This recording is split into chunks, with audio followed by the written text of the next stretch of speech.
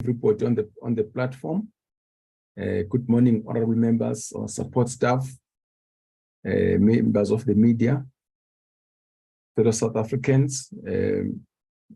It's a continuation of the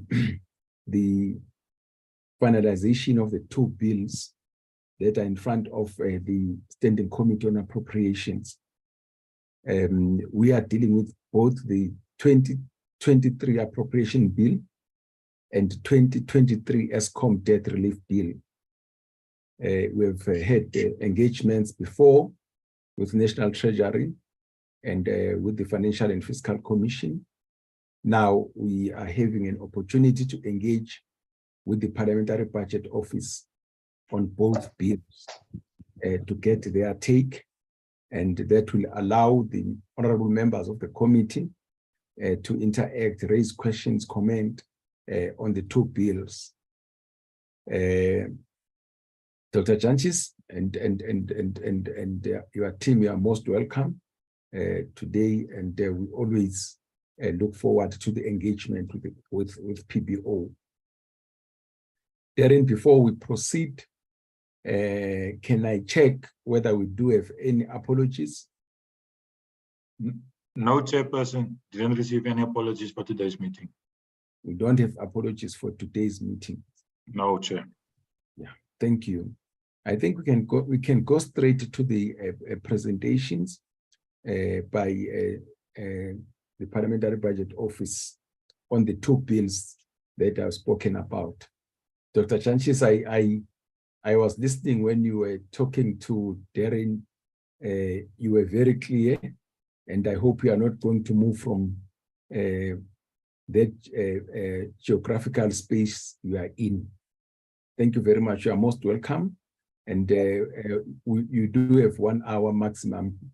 You don't have to take all of it, but again, want you to do justice to the two bills. Thank you.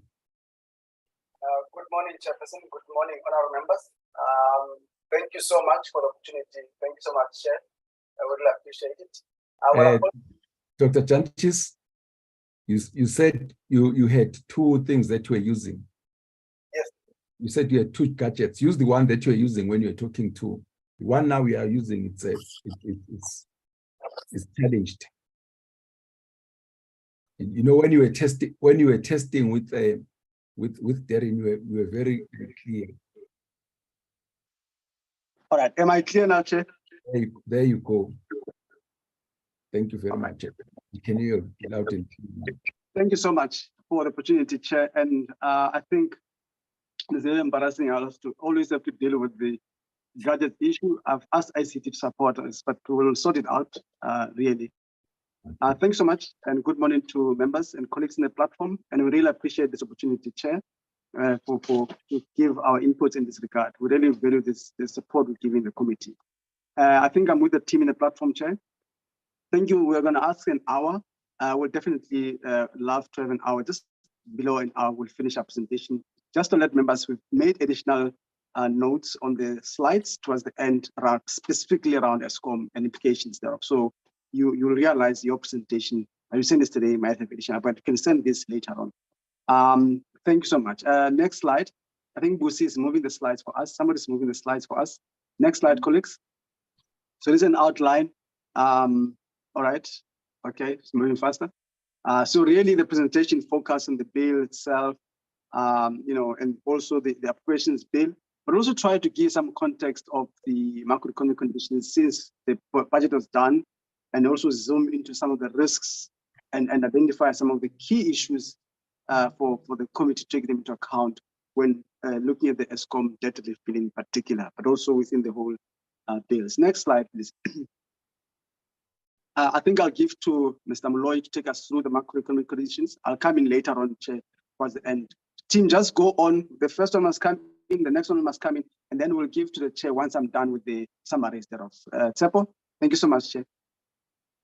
Thank you very much, Dr. DJ. Chairperson, honorable members, I'll be taking you through the slides on the macroeconomic context in which the 2023 appropriations were proposed, but also to highlight some of the changes that we've seen in both the domestic and global economy since the budget was prepared in February 2023. Next slide, please. And I think before I engage the global economic performance, to make the point, Chair, that I think it's important to engage both the developments in terms of the global economy and domestic economy, because we understand that these have got implications for government's ability to raise revenue, and therefore by implications, our ability to effectively appropriate. So starting with the global economic performance, what we've seen is that we've seen a slight improvement in terms of growth expectations for 2023. I think at the time when the budget was proposed, we were still looking at an economic growth rate of around about 1.9% for global growth, compared to the 2.8% that we see now. However, despite this improvement, there certainly has been a number of downside and upward risks to the global economy. On the positive side, you've got the pent-up demand associated with the reopening of China. You'd recall that China was amongst the few countries that were still grappling with the resurgence of COVID-19 cases. Likewise, we're encouraged by the recovery that we're seeing in global value chains and the unwinding of logistical bottlenecks, as well as the deceleration in inflation, particularly in the US and in the Eurozone. You'd recall that they had a significant problems with high food and energy prices. On the negative side, we're still observing the continued geopolitical conflicts. I think top of mind for most of us would be the Russia-Ukraine war, but I think it's also worth mentioning because often forgotten is also the political instabilities that we see on our own continent, especially when you look at regions such as Sudan. There's also the issue of the high interest rates that we're seeing in advanced economies, and those certainly having implications for financial instability. Chairperson, the rapid interest rates, particularly in the US, have had unintended consequences. We saw the collapse of two major banks, but we're also seeing increased instability in global financial markets. And we've included an additional slide at the end of the presentation to unpack this particular matter. While the immediate concerns of the bank collapse have been addressed with the Fed bailing out these banks that failed, we argue that there's still risk that even newer, higher interest rates could trigger even more financial instability. Next slide, please, Busi. Honorable members, global growth and financial stability will also be negatively affected by the risk of default, particularly on the public debt of developing countries. And this would have been debt that they accumulated in order to deal with the COVID-19 pandemic. And we argue that these debt pressures will certainly stifle developing countries' efforts to recover from the pandemic, but also lead to sustained periods of austerity or government cuts on much needed social and infrastructure programs. And as a result, the risk of developing countries not building resilience to future risks is associated with the global polycrisis has increased. I think the concept of the polycrisis is best articulated in the World Economics Forum's latest global risk report. But in simple, it speaks to this idea where you've got a culmination or interaction of global risks coming together and having a significant impact in terms of global growth. And as a result, we know that a global solution to ease the debt burden for developing countries, as well as support their efforts to build resilience to these specific crises, is required. And I think this is a sentiment that was also expressed by the UN Secretary General, who advanced that developing countries ought to embark on bold, targeted and timely fiscal expansion, and also receive support from developed countries to enable their recovery. Next slide, please. In terms of the South African economic performance, Chairperson, we were fortunate to receive the GDP release for the fourth quarter of 2022 in March, and thus allowed us to get a full picture of what economic activity was for the full year of 2022. We saw that GDP rose by 2% in 2022, and you compare this with the strong rebound that we saw in 2021 of the 4.9% following the pandemic. When you look at the constraints on economic activity, we saw that you still had the sustained fiscal consolidation that's having the impact in terms of economic growth, because I think often economists often forget or neglect to mention the impacts that fiscal consolidation has on GDP, forgetting that government spending constitutes around about 20% of GDP. We had the cumulative 125 basis points interest rate increases that we saw from the South African Reserve Bank, those certainly dampening demand and growth in the economy. But also there was still the issue of the war in Ukraine, the bottlenecks that we saw in some of our key ports, but also the lower global demand and growth.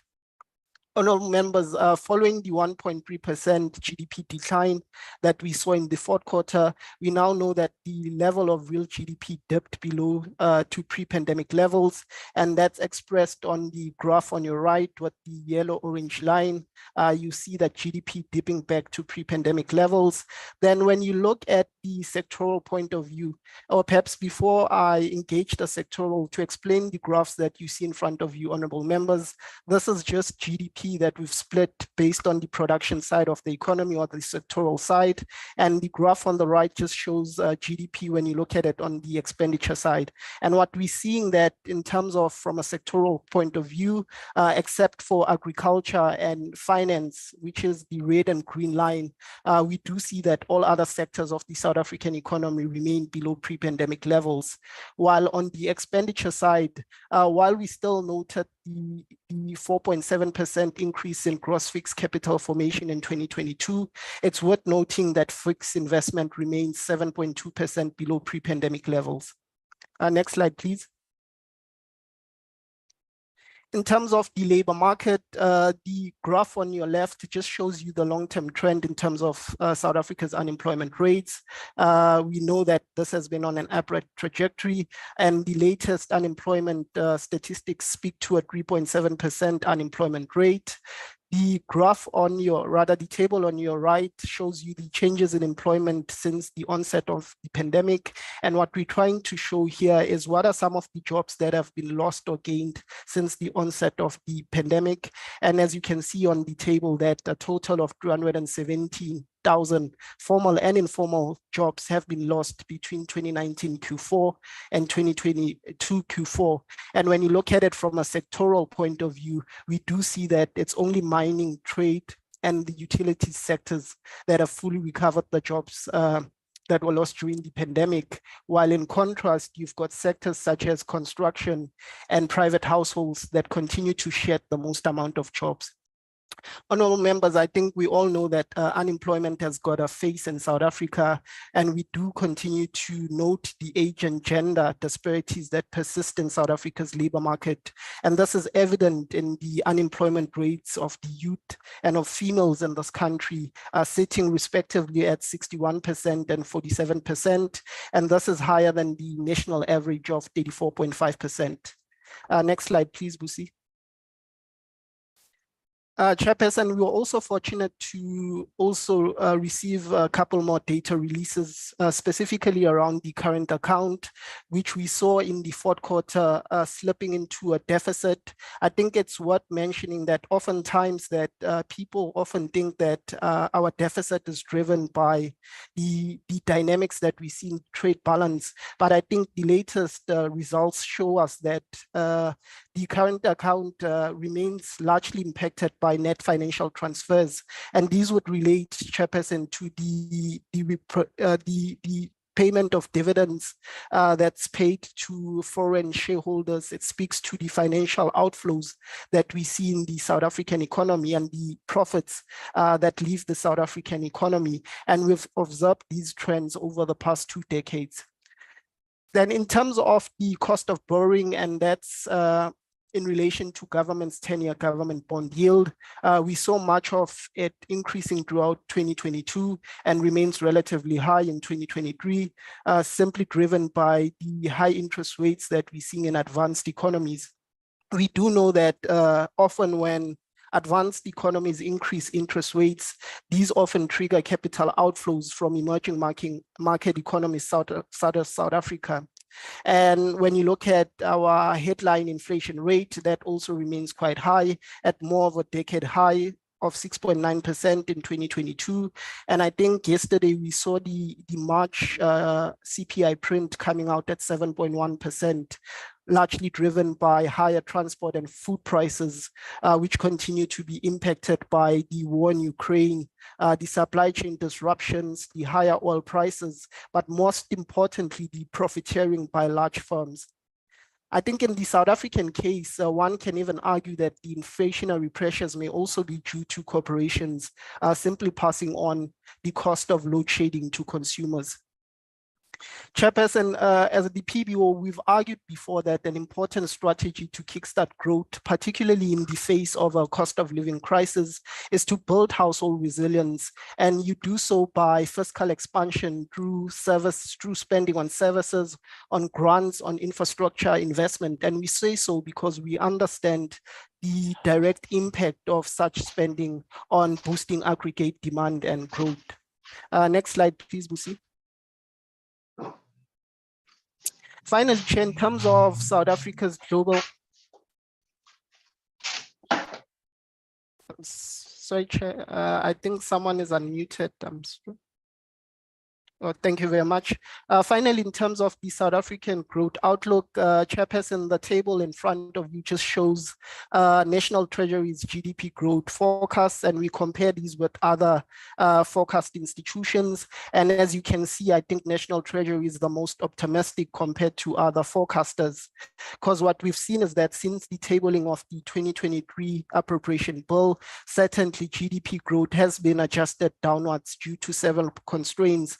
Amongst these is that you've got the high impact of the load shedding, couple that with the sustained fiscal consolidation, as well as the high interest rate, the interest rate hikes by the South African Reserve Bank, and thus certainly not boding well for South Africa's growth prospects. On top of this, we still have to sort out the issues around Transnet, which is stifling our ability to continue to take advantage of the communities that are in demand globally. But we also know that this year, the weakening of the growth outlook in some of our major key export partners will certainly have an impact in terms of our growth prospects. Finally, Chairperson, in terms of the estimates by the South African Reserve Bank and the IMF, certainly these estimates simply tell us that the South African economy is barely growing and that we should expect GDP per capita to be negative, particularly for the year 2023. Thank you, Chairperson. I'll leave it there and give it over to my next colleague, Nilia. Thank you, Tsepo. Good morning, Honourable Chair and members. Next slide, please. Members, the budget objectives and priorities were already presented in the 2022 MTPPS, and those were basically to reduce the budget, support economic growth, and also to reduce fiscal and economic risks.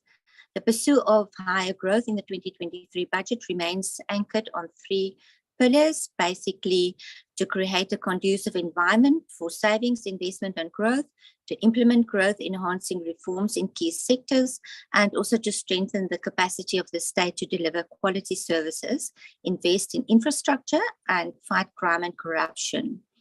These pillars also link to the presidential priority to restructure government to improve efficiency. And we've heard a lot about reducing red tape. In some instances, departments refer to improve the ease of doing business with government. Next slide. So members, this slide only illustrates the continuation of the funding of priorities over the 2023 medium term from the 2022 MTEF. You will see this year there was a carry through from the 2022 public service wage increase. We still support poverty and the rising cost of living. Additional funding were provided for services, including health and education. And then additional funding has also been allocated over the medium term for infrastructure related projects. And we prioritized crime and corruption, economic growth, and then there were a few others allocations over the medium term. Next slide. In terms of the progress made to improve efficiency in government, I specifically want to focus on reducing red tape.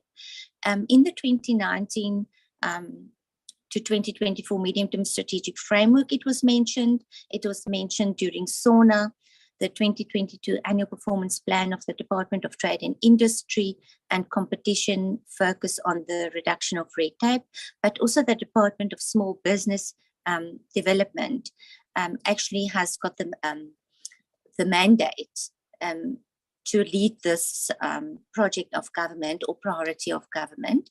So the Department of Small Business developed a National Integrated Small Enterprise Development Master Plan for the period, and I'm on the next slide, Busi.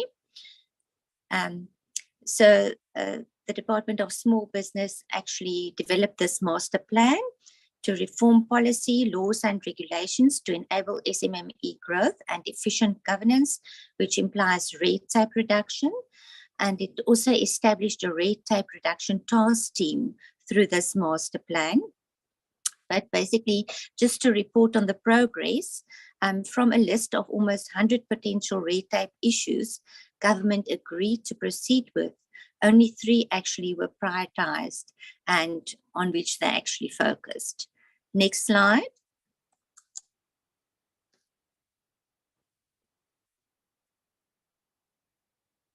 So another effort from government to improve efficiency is basically to identify public entities that should be retained, consolidated, or disposed of.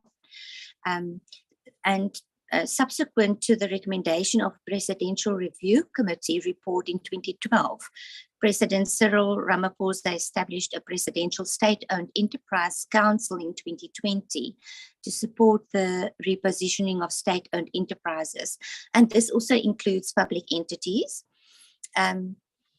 as an effective instrument of economic transformation and development. And the reason for all of these interventions were that it was found that there was a lot of duplication of functions. Some of these entities were placed incorrectly. There's also, they also identified high administration costs, which also include compensation of employees. And it's also very difficult to monitor 700 state-owned enterprises, including public entities. I just want to give you an example. The Department of Trade and Industry actually has 17 public entities, of which 13 receive a transfer from the department. And 2 of these provide funding to companies with a focus on an inclusive economy. 2 promotes trade with countries outside of the Republic, and 3 are adjudication bodies. And it, in terms of my view, I wasn't sure if the National Credit Regulator is placed correctly under the DTIC. The DTIC has not reported any outcomes since 2018-19 in the APP, so it was difficult to monitor the progress in terms of the outcomes also, or outputs. All of these have governance structures. All the entities has government structures and produce audited annual reports, which you also know it's quite auditing is quite expensive. And then the Export Credit Insurance Corporation of South Africa, I just looked at the administration structure, and I actually noticed that the top 6 positions actually earn an average of 5.3 million per person in 2023-24. Next slide. So the next few slides are specifically focused on the Appropriations Bill. Next slide. So members, the total main budget expenditure includes the total per vote expenditure as per the 2023 Appropriations Bill, and that amounts to 1,077 billion. Direct charges amounts to 951 billion, and it mainly includes the provincial equitable share, the debt service cost.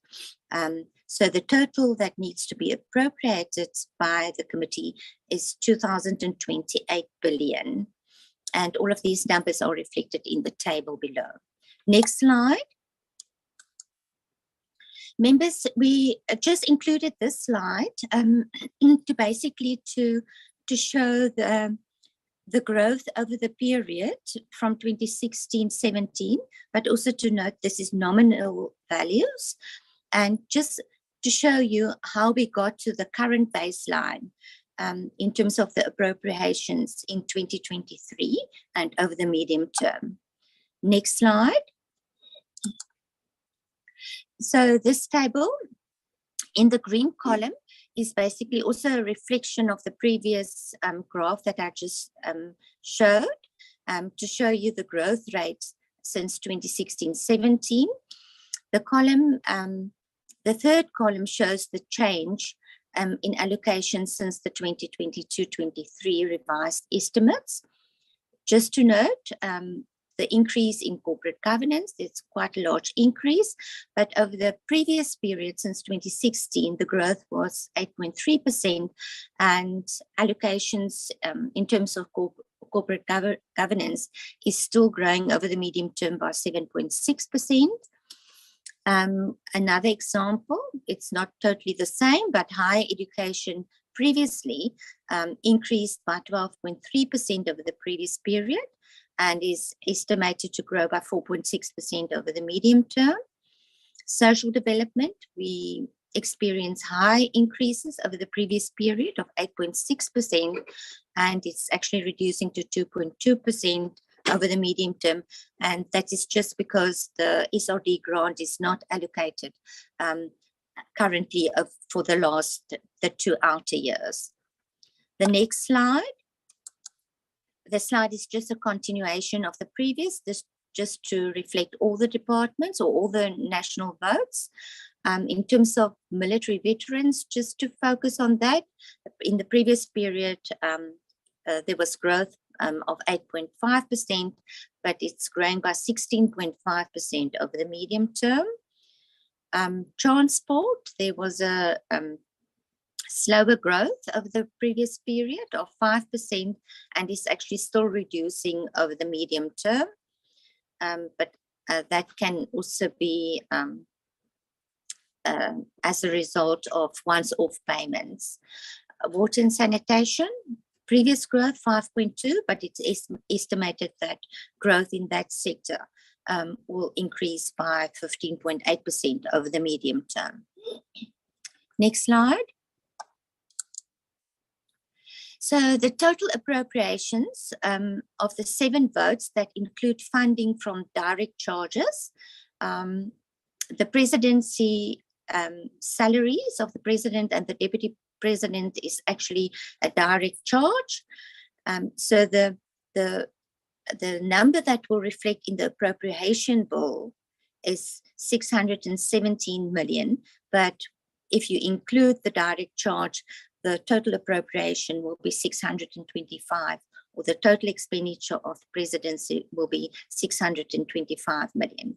So Parliament also receives direct charges for members' remuneration, the National Treasury. The direct charges are for debt service costs, provincial equitable share, and the fuel levy, and also the auditor transfer to the Auditor General. Higher education skills levy and sector education and training also receives a direct charge, and justice and the Chief Justice. The salaries of magistrates and judges are also direct charges. And in terms of transport, there's a direct charge from the Revenue Fund for the International Oil Pollution Compensation Fund. Next slide, please.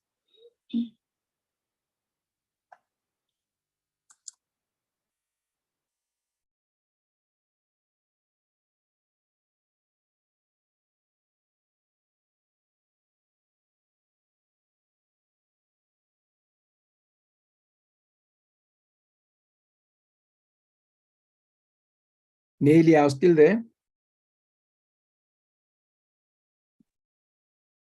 Sorry, Chairperson, Nelia has been cut off. Okay.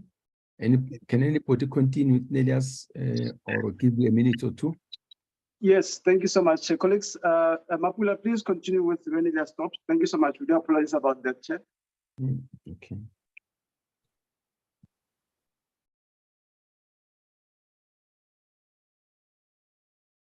Can I present from your? Okay. Oh.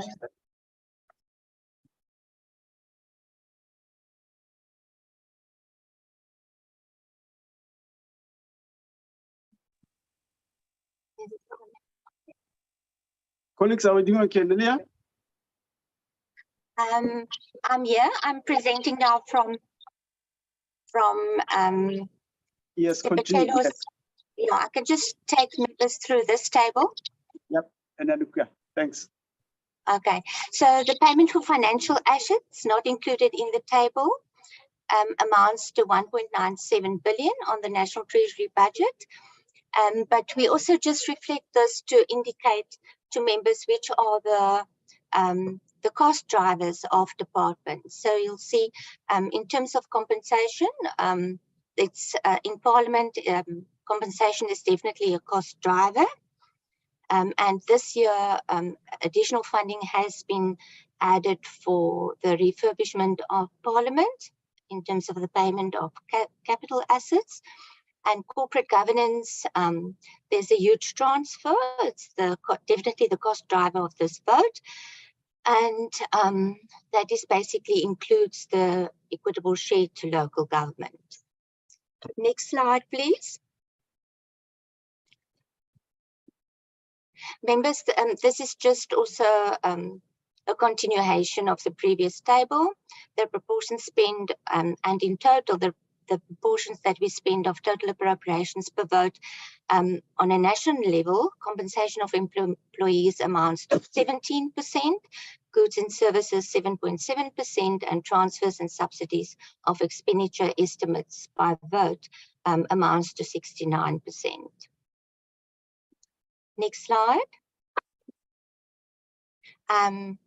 Sepetela will take you through the next few slides.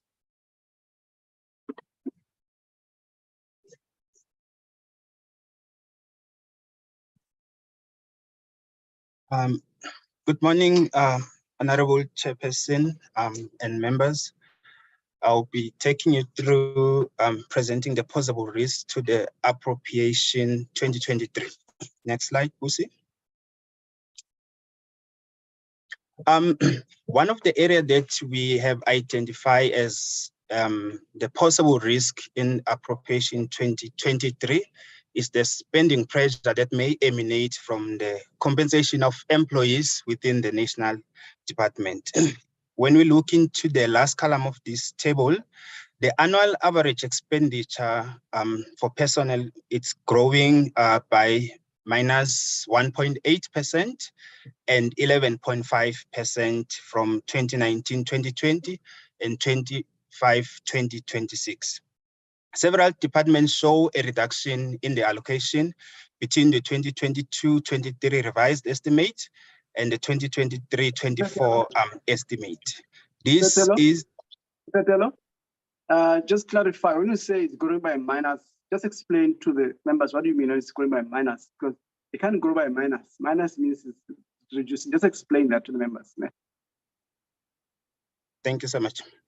It can't grow by minus. I think you are correct when you say let it be explained, because that means decrease. So say, I think what the director is saying, let's try to be simple when we make our presentations, because it's not just for the members of the public out there also listening to us. I think that's what the director is saying. Eh? Am I right? Thank you, Chair. Thank you so much. That's my point. Excellent. Thank you so much. Yeah, sure. Continue. Thank you. Essentially, you are right, Chairperson and Honorable Member, that the growth is negative, especially this is the Department of Health over the years. That's why it is minus 1.8. But we also want to highlight these come in different forms. For an example, we have the Department of Home Affairs and the Department of Health that shows a reduction in the personnel numbers when you compare to the revised estimate last year and the current year estimate, which is also coupled with the reduction in terms of the expenditure estimate. This is highlighted in the red font in the second last column. And these are all the departments that also had a revised allocation that has decreased in the current financial year. We also have a case where there is an increase in the number of personnel, but you find there is a decrease in the expenditure. So this is one of the other possible risks that the government may experience. For an example, we have correctional services and the defense, which shows an increase, a decrease in the number, which shows that, the correctional services and defense show an increase in the number of personnel, but there is a decrease when you look into the budget from the revised estimate into the current financial year. So this may, at the end of the day, or this may bring pressure in terms of the expenditure going forward.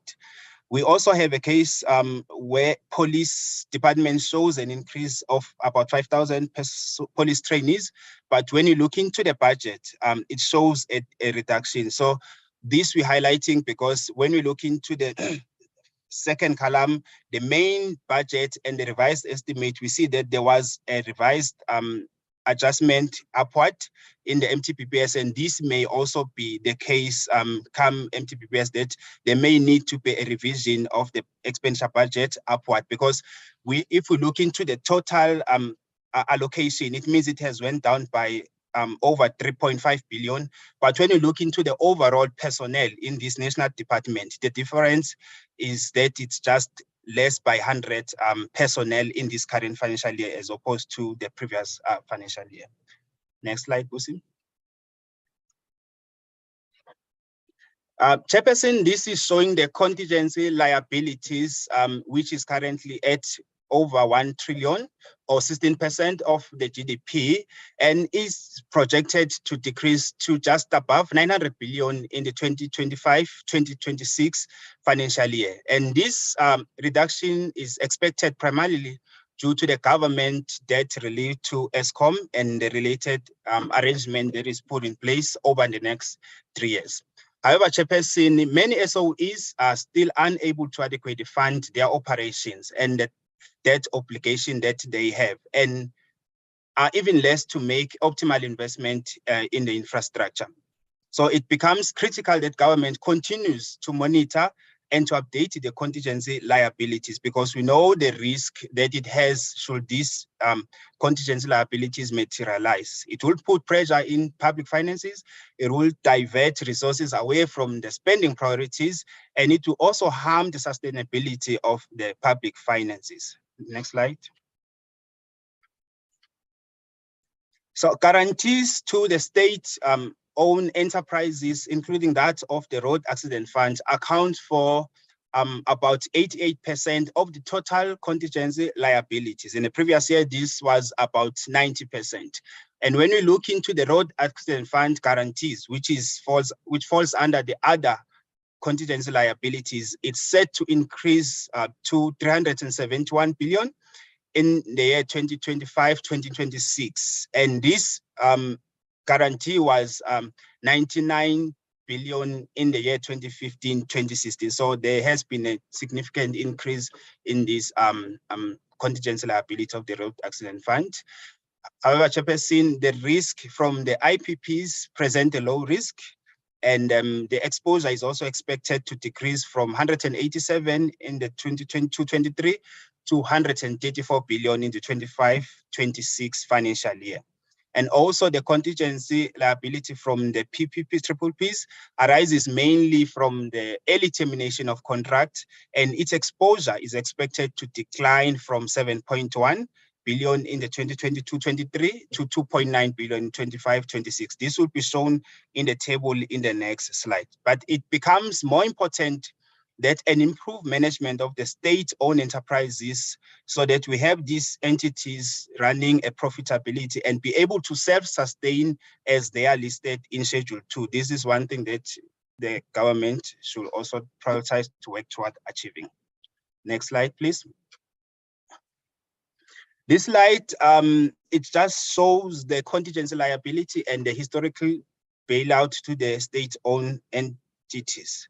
So the total guarantees has declined from 581.6 billion from the year 2020-21 to a projected 478.5 billion as of 31st March 2023. So the government exposure to Eskom debt increase as the utility draws its guarantees, and Eskom account for more than 85% of this total exposure, as shown in the table on the bottom left. So the Eskom guarantee is projected to decline by 118.9 billion by the end of the 25-26 financial year. When you look into the graph or the table that is on the bottom right, it shows the historically bailout to the SOEs. And in most cases, this recapitalization is granted to the SOEs for the implementation of the turnaround strategy plan or to repay the debt or government guarantee, improve the liquidity and the capital expenditure into these SOEs. So when we look into this table, by the year 2013-2014, the total bailout issued was 2.9 billion.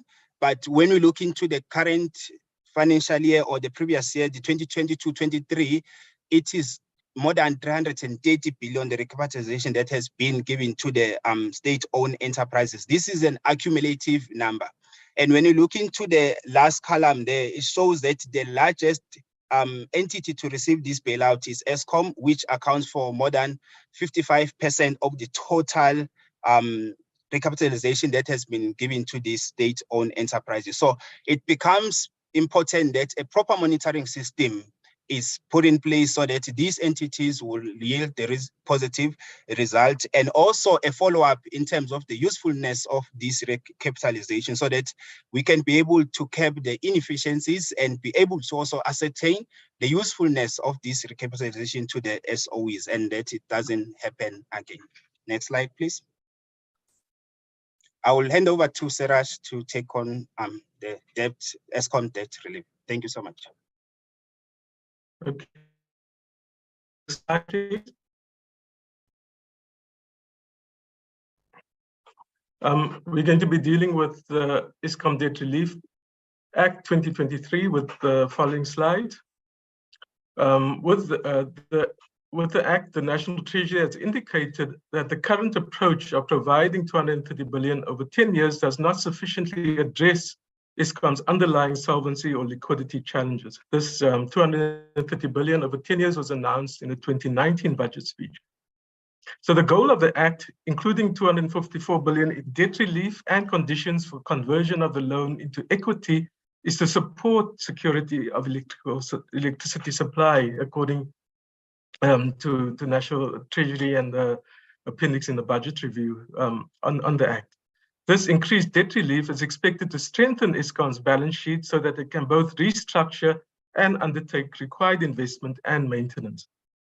The debt relief will cover Eskom's full debt settlement requirement over the next 3 years in the form of annual advances of 78 billion in 23-24, 66 billion in 2024-25, and 40 billion rand in 25-26.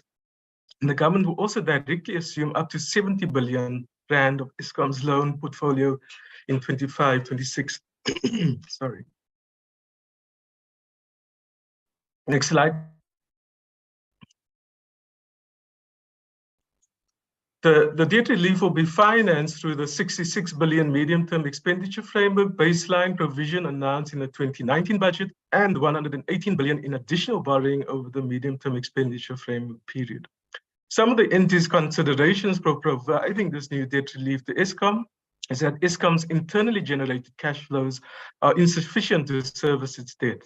Risk of default on contingent liabilities of 350 billion of Eskom guaranteed debt increases South Africa's risk premium and borrowing costs, and addressing the debt effectively will enable much needed investment in critical transmission and other infrastructure and proper maintenance of plant and equipment. The National Treasury reported that it has worked with Eskom to develop financial models covering various debt relief scenarios that consider debt relief levels that take into account Eskom's long-term financial position, including tariffs, operational efficiencies, disposal of non-core assets, capital investment, and maintenance requirements.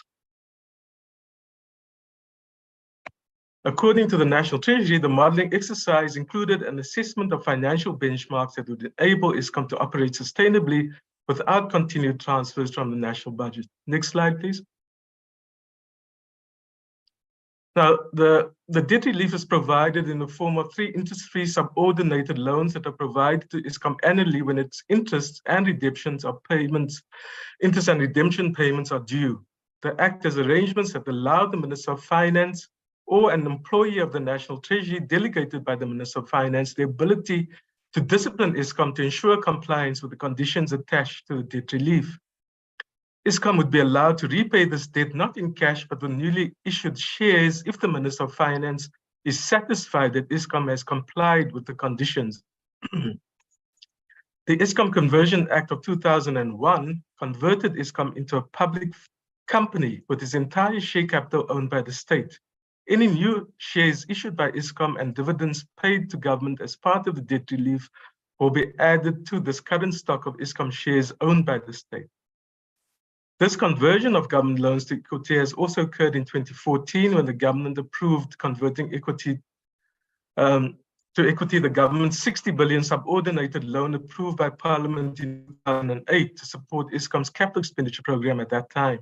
The 2023 Eskom Debt Relief Act requires Eskom to adhere to the conditions attached to the loan within 3 years of the first advance or by the 1st of April 2023, whichever comes earlier.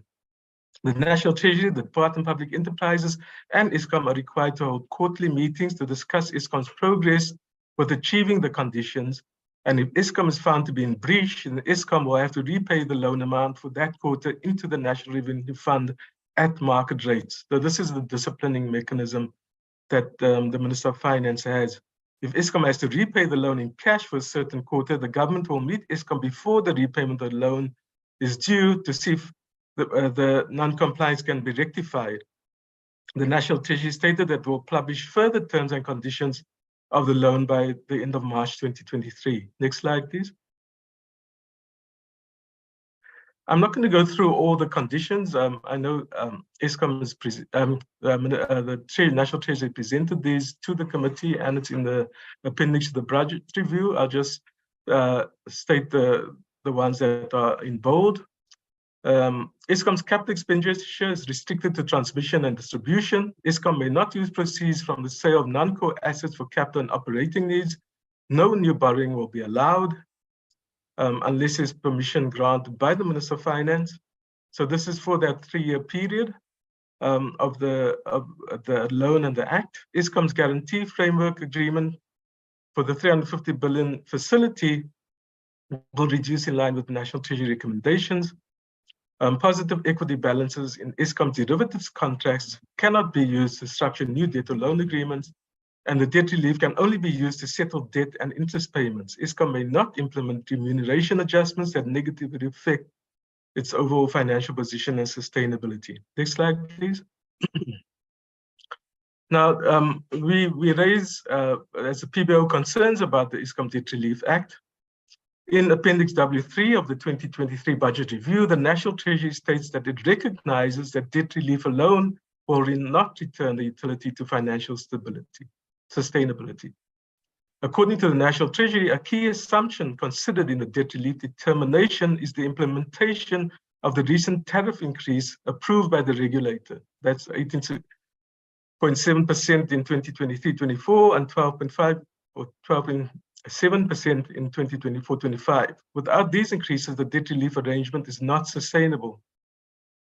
The NT also mentions efforts to resolve the outstanding municipal debt, which has grown to 56.3 billion as at the end of December 2022. The National Treasury issued a circular to municipalities with conditions to be met before Eskom could write off 70 billion worth of municipal debt. They will have to commit to cutting off non-paying electricity users, maintaining an 80% electricity revenue collection rate, tabling a reasonable budget, and regularly paying their Eskom bills. So this plan in itself poses some degree of execution risk because it requires significant political will to implement, particularly from provinces and municipal councils tasked with oversight. I mean, meaningful take-up by historically recalcitrant municipalities will need to agree to participate in the plan, behavioral change from households, businesses, and municipalities, and some municipalities may require investment in additional capacity to collect the outstanding amounts and to be able to pay once the debt relief is in place. And this additional capacity could be, for instance, in staff and systems, extra systems, etc. Next slide, please. So to carry on with our concerns about the Eskom Debt Relief Act, we say that while the National Treasury acknowledges its assumption about recent tariff increases, it fails to state its other assumptions that will affect Eskom's operational and financial performance. For example, its assumption about the amount of electricity that Eskom would be able to produce and sell. The Eskom Debt Relief Bill outlines the intention of a debt takeover arrangement of 70 billion rand for the 25-26 financial year as direct charge against the National Revenue Fund. However, given the complexity of Eskom's debt to many bondholders and numerous loan terms, maturities, and conditions, the National Treasury should clarify the process by which the government will directly take over the 70 billion in 25-26. The Act seems to also, there's concern that the Act seems to preempt the proposals that the new Minister of Electricity will make to the Cabinet. And some of these will actually, according to statements by the Minister of Electricity, would include direct funding from the fiscus. And he has said that Eskom doesn't have the money to make some of those capital expenditures itself. And so by imposing the conditions of the loan, there seems to be limiting space. The conditions of the Act, also particularly those that limited capital expenditure while empowering the Minister of Finance with regard to managing Eskom's debt, may impinge on policymaking actions of other ministers as well, particularly the Minister of Public Enterprises, Mineral Resources and Energy, and the Minister of Electricity.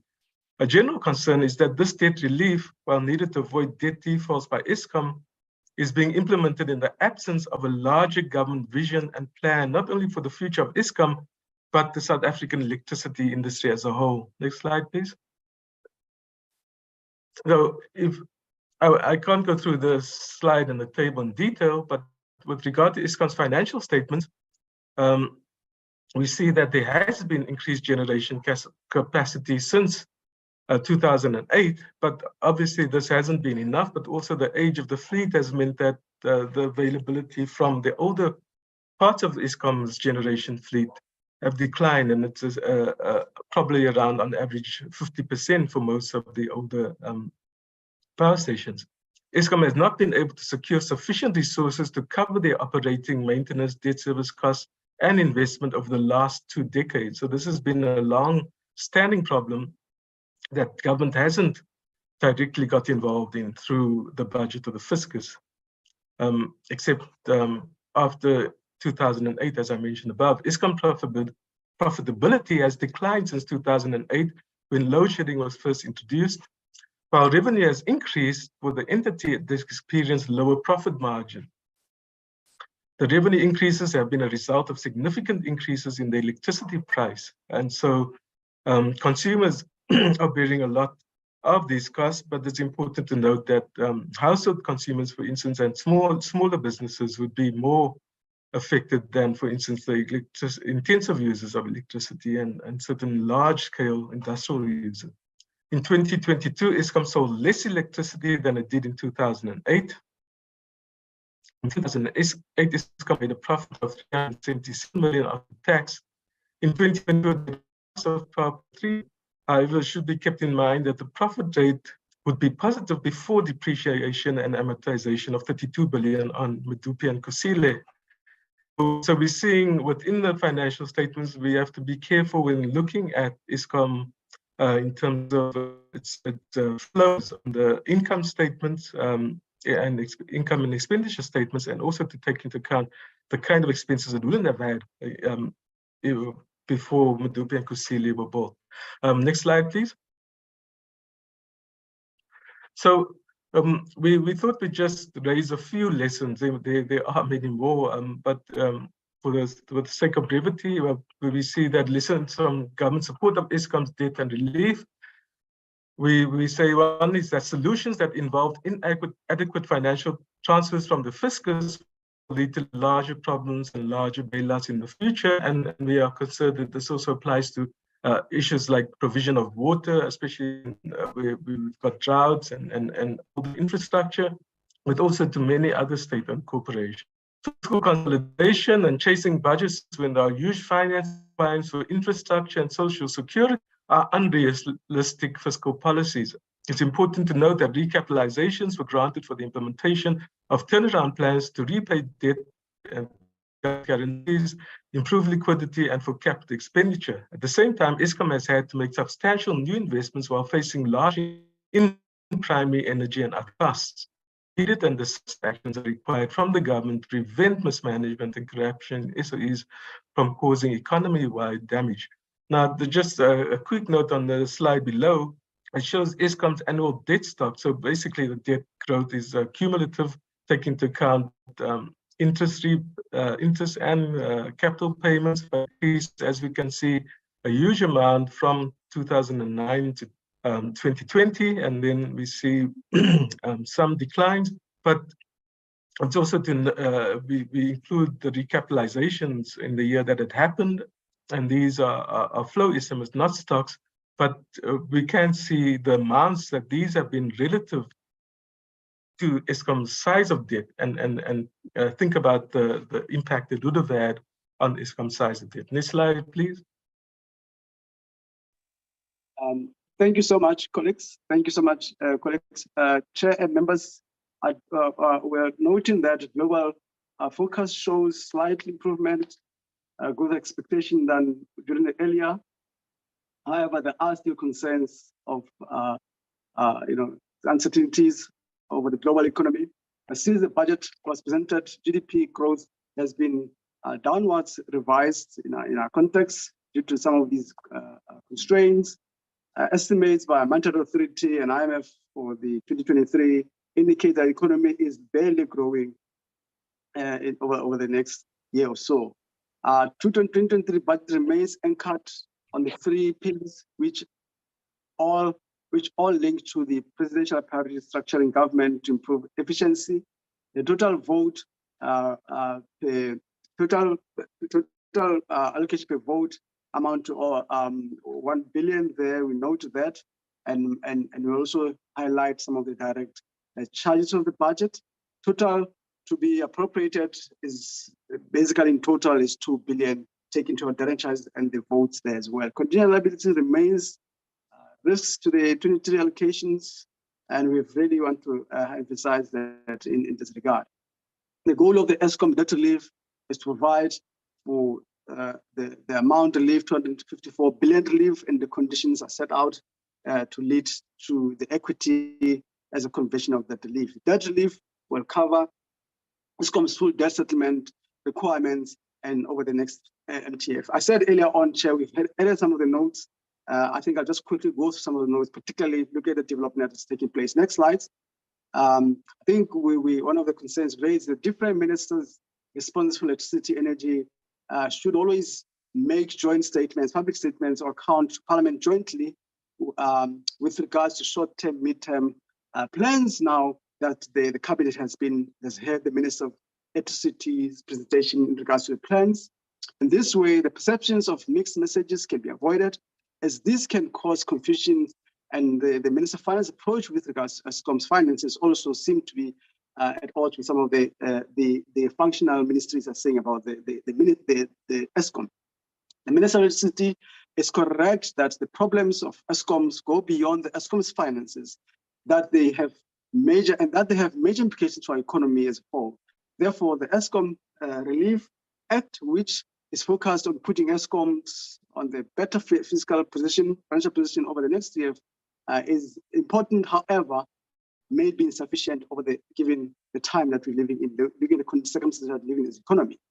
Even if the National Treasury says that the conditions with regards to the loan applies for only 3 years, given long-term community effects that the economy has suffered through the load shedding and poor recovery in the low growth trajectory phase, 3 years might be too long. We need to really sort out the matters now. The Eskom challenges and implications for broader economy must be addressed now. We had a state of disaster declared earlier on, and really dealing with risks in particular, perhaps to try to speed up the process, that should be reinstated in order to ensure that we can improve the energy situation in our economy. Irrespective of whether one agrees or disagrees with the recommendations by the Minister of Electricity about fixing the power station is correct, Chair members, about the need for government to use the fiscals to help Eskom improve availability of electricity and to reduce this or stop the load shedding impact on the economy. The approach by the government of national treasury to focus on the public finances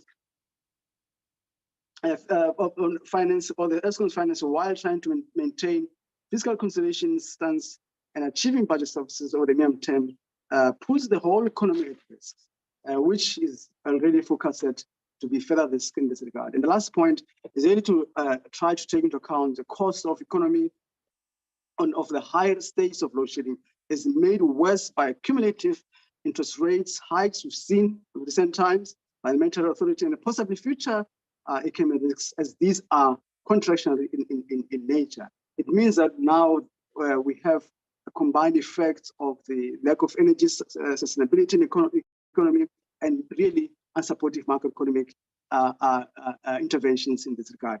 Chair, I want to stop there and thank you so much. There's a point on raised, but I'll raise it later. It's about its digressing to this. I'll raise later in the questions time. But thanks so much for the opportunity.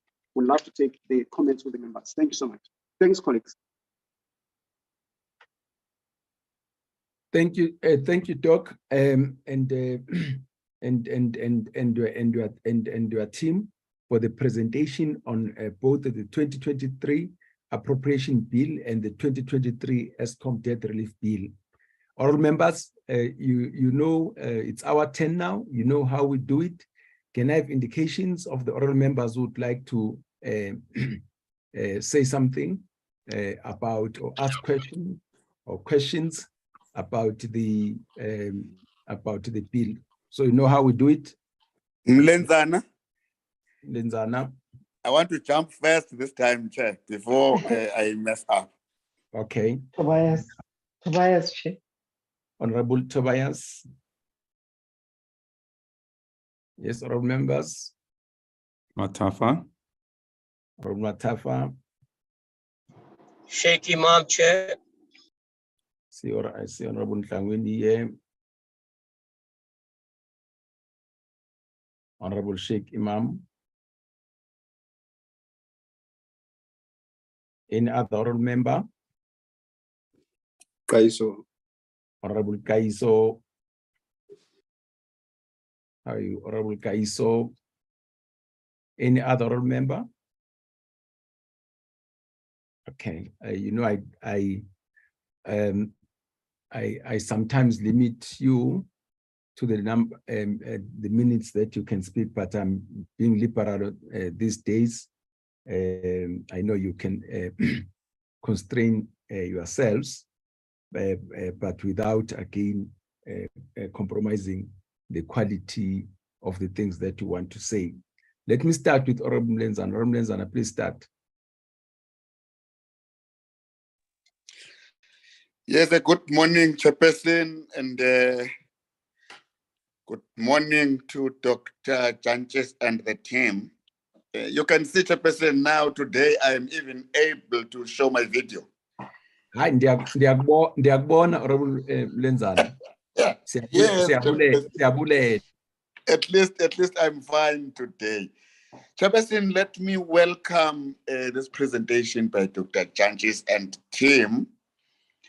And, you know, this presentation comes at a very critical moment for us as the committee. After, let's make the disclaimer, Dr. Janches, that you are not the first team to make a presentation to us. So your presentation, I think, would now assist us to shape our thinking going towards the final decision as to what is it that we take to Parliament regarding the two bills. Chair, just three issues, I think three, yes. Let me start with Eskom deliberately, I will then go to the repositioning of SOEs and this question of the persistent underspending. Those are the three issues that I will be dealing with. But let me start with Eskom. Chair, let me start with this generic question, Dr. Chanches. On the Eskom debt relief, what is the major intention of this debt relief, if you can give us from the point of view of PBO? Just give us a caption. What is it that we're going to go and tell South Africans as a major intention of the bill? I noted you had some bullet points of trying to explain what is it that would be impacts, positive impacts of the bill. Two, what is your take as PPO around the government's loss in its case regarding the state of disaster? What are the implications? Be they positive or negative? Because now we've lost this case. Now, immediately after the decision, South Africans saw the rise in terms of the levels of load shedding. As I was indicating yesterday, I find it very hard to be part of the meeting because of load shedding. Today, I had crossed fingers. Thanks be to God that I'm still there. Now, the second one on Eskom, Chairperson. Immediately after our joint committee meeting with the Minister, Minister of Finance, regarding Eskom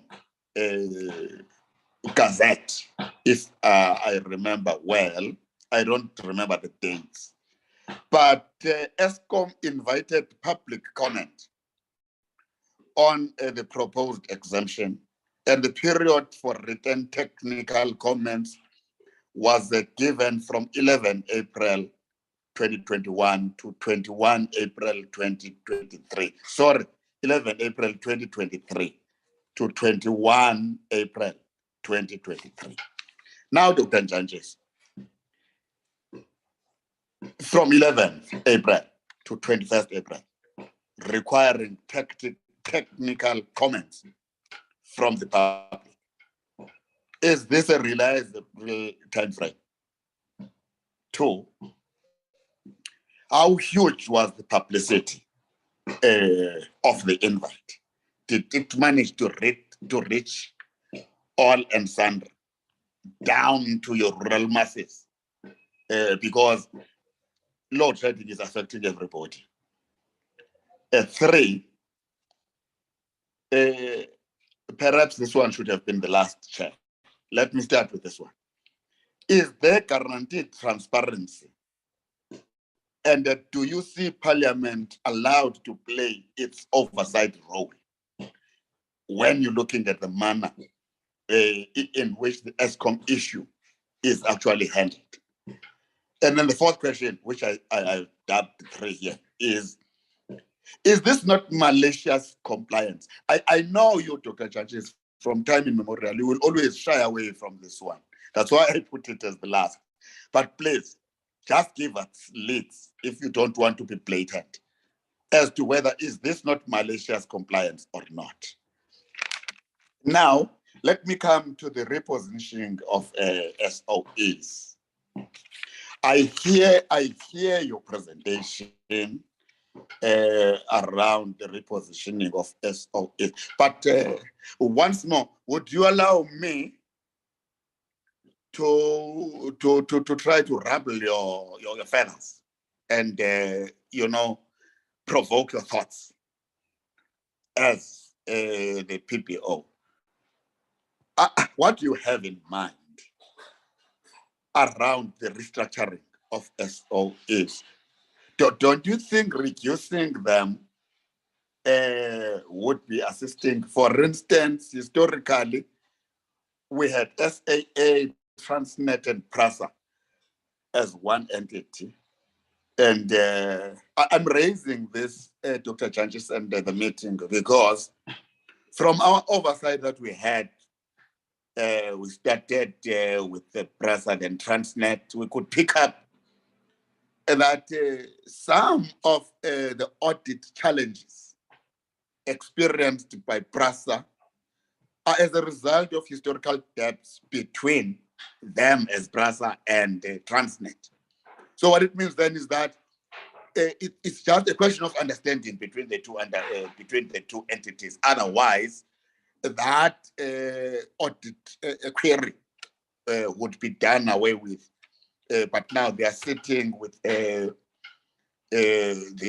irregular, the fruitless, and the wasteful expenditure, and some of the findings are a result of that, which means there isn't a smooth relation between the two entities.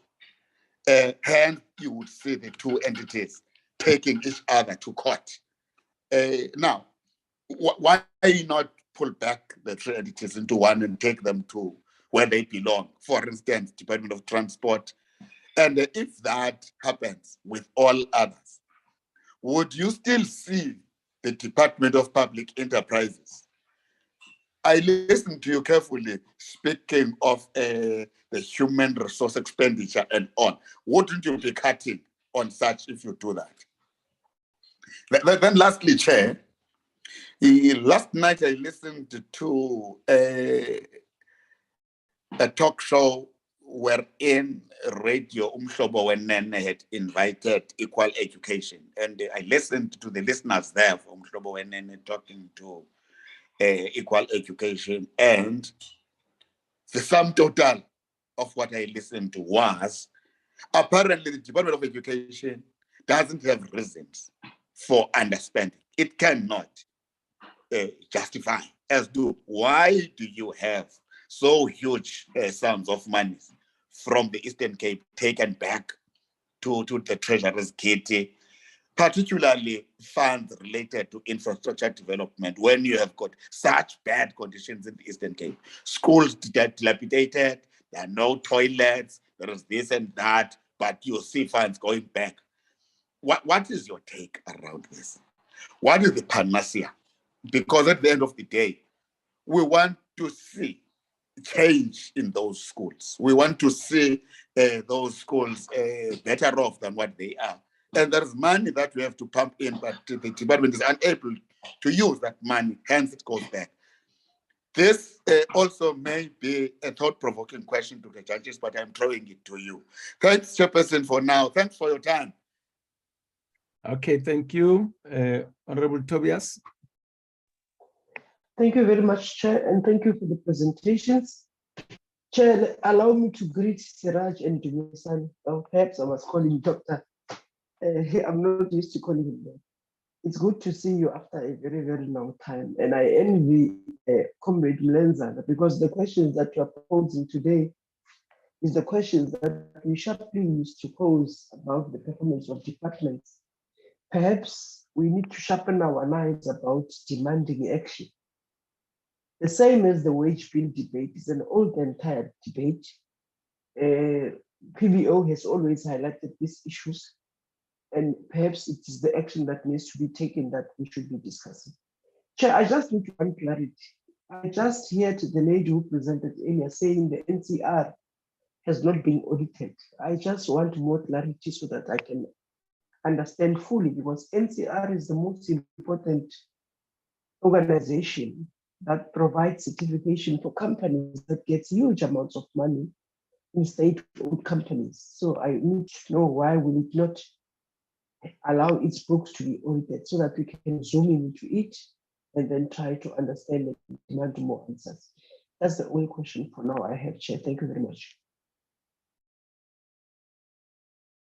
Honorable Tobias, thank you. Honorable Matafa, please come in. Good morning, Chairperson. Thank you very much for the opportunity. If you allow me, Chair, can I request to keep my video off? I'm going through load shedding.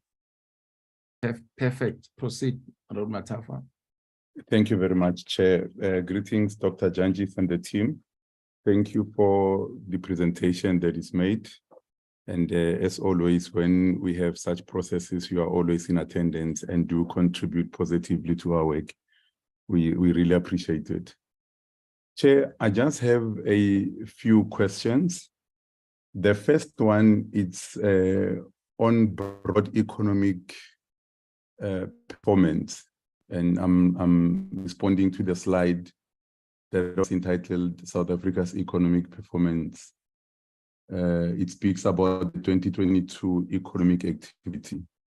Now, Chair, my question is very broad and general, and just to hear from the PBO, what is their observation, or what is it that as a country we are doing wrong? In the slide, there is mention that the 2022 economic activity is constrained by fiscal consolidation. Are we saying that the country's economic fortunes are solely dependent on government activity? Coupled to that question, Chair, is just to find out if whether has there been a study which was conducted to analyze the correlation of positive performance and return on investments in the private sector with the overall economic growth of the Republic. And Chair, why I'm raising this, you remember in the previous tax cycle, the tax collections were boosted by the commodity boom that we saw in the private sector. And on the very same slide, it is stated that agriculture and finance are performing above pre-COVID levels. Now, and this, Chair, you'll see in the proof, excuse me, of the recently published salary and benefits windfall for executive in the financial services. But now this, together with the commodity boom, in my view, did not lead to any positive dent on the unemployment challenge that the country faces, or even economic growth for the country. Now, why is it so? If you drive around major towns and cities, Chair, you will see shopping malls going up, you will see office blocks going up. So the private sector, definitely, it's really moving. But for some reason, this activity by the private sector does not necessarily contribute to the economic growth in general. And if you look at other countries, particularly more developed countries, when they speak of economic growth, they speak about strengthening the performance of the private sector. And in my view, I think the private sector is fairly doing well. And this is my view. The PBO can share if whether they have any information that is contrary to what I have. But the main question is, why are all this positive performance in the private sector not actually showing in the overall economic performance for the entire country? The second point, Chair, is on what the PBO calls the 3 pillars anchoring the spending priorities of the Appropriations Bill. Has the PBO analyzed if these spending priority pillars are aligned to the focus areas of the Economic Reconstruction and Recovery Plan as directed by the President, and which is the guiding path of taking the country on the economic growth path? And maybe just to find out, besides the restructuring of the state, can we say with confidence that the spending priorities are aligned to national objectives and realities? I've touched on one of unemployment. There are others like inequality, stagnant economic growth, and others.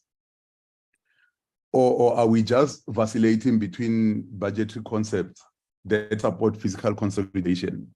I just need a view from the PBO if they have reflected on that one. Chair, the third one, it's also a general question, but also emanating from a slide titled Spending Pressures. And the presenter makes a presentation that the biggest risk in terms of spending pressures is the compensation of employees. Now, given the situation that we are faced with in the country, is there any advice from the PBO on how this risk can be mitigated? And Chair, from a layman from the street, for me, any budget to work, one must achieve a balance between income and expenditure. And I would think that preferably the income must exceed the expenditure. Now, with this background, Chair, I just want to find out, and the question is unconventional when you speak about a revenue in the state, because we are not driven for profit generation. But it's a question that has been lingering for some time. If whether, is this not the time for the state to start considering other revenue generation sources other than taxes? And we don't have to venture outside of the public service, Chair. It could be about strengthening the capacity of SOEs, and those SOEs with billable transactions. Like Honorable Mlenzana has spoke about the restructuring of SOEs. I mean, there are SOEs, Eskom is one, Denel is one of them, SAPO, that can actually generate revenue. What is the stance of government as far as these other non-tax revenue sources are concerned? Or is it not something that is in our sight that we can look at? How then do we increase the revenue in order to mitigate that risk that we have identified? That maybe the wage bill is too high, therefore we need to increase the revenue whilst we're still looking at how do we bring down the size of the public service. Because for me, the only way that you can bring down the size of the wage bill is to downsize on the scale of the public service. Chair, the last one is a question that is triggered by slide 37. And the bullet point is number 2. That bullet point speaks about sort of a contradictory stance that we are taking in terms of our approach to budgeting, wherein it speaks about fiscal consolidation and budget surpluses maybe not being ideal when we are looking at the financial requirements in infrastructure and social security. So probably the PBO would shed some light to be able to say, why are we moving in a contradictory direction if what the PBO is saying? Because from my understanding, this slide seeks to say, instead of holding back, we should actually be spending and pushing expenditure items to this direction of infrastructure, social security, and other areas. So meaning that the government should take active participation in the expenditure transactions that the country is experiencing, unlike holding back and looking at budget surpluses. On the same one, what is the view of the PBO as to assuming this particular stance of fiscal consolidation and chasing budget surpluses, given the myriad of challenges that we are faced with currently? I will not ask questions on Eskom. Honorable Mlenzana has covered me very well, Chairperson. Once again, thank you very much for giving me the opportunity to participate in this discussion. Thank you very much, Chairperson. Honorable Matafa, thank you. Honorable Tlangwini, please come in. Thank you very much, Chair. And then thank you also for Dr. Yanjis and his team of PBO that give the presentation. It's always enlightening to go through the work because they give us a broader perspective and understanding of the budget and the shortfalls in many of the items. Chair, mine, you know, if and I think Honorable Kaiso or Matafa have made the alluded to Denel, Eskom, SAA on what their contribution should be towards the country's fiscus. And it's an unfortunate instant where corruption have just ripped those entities to pieces, and it's not doing what it's supposed to do, and it's becoming just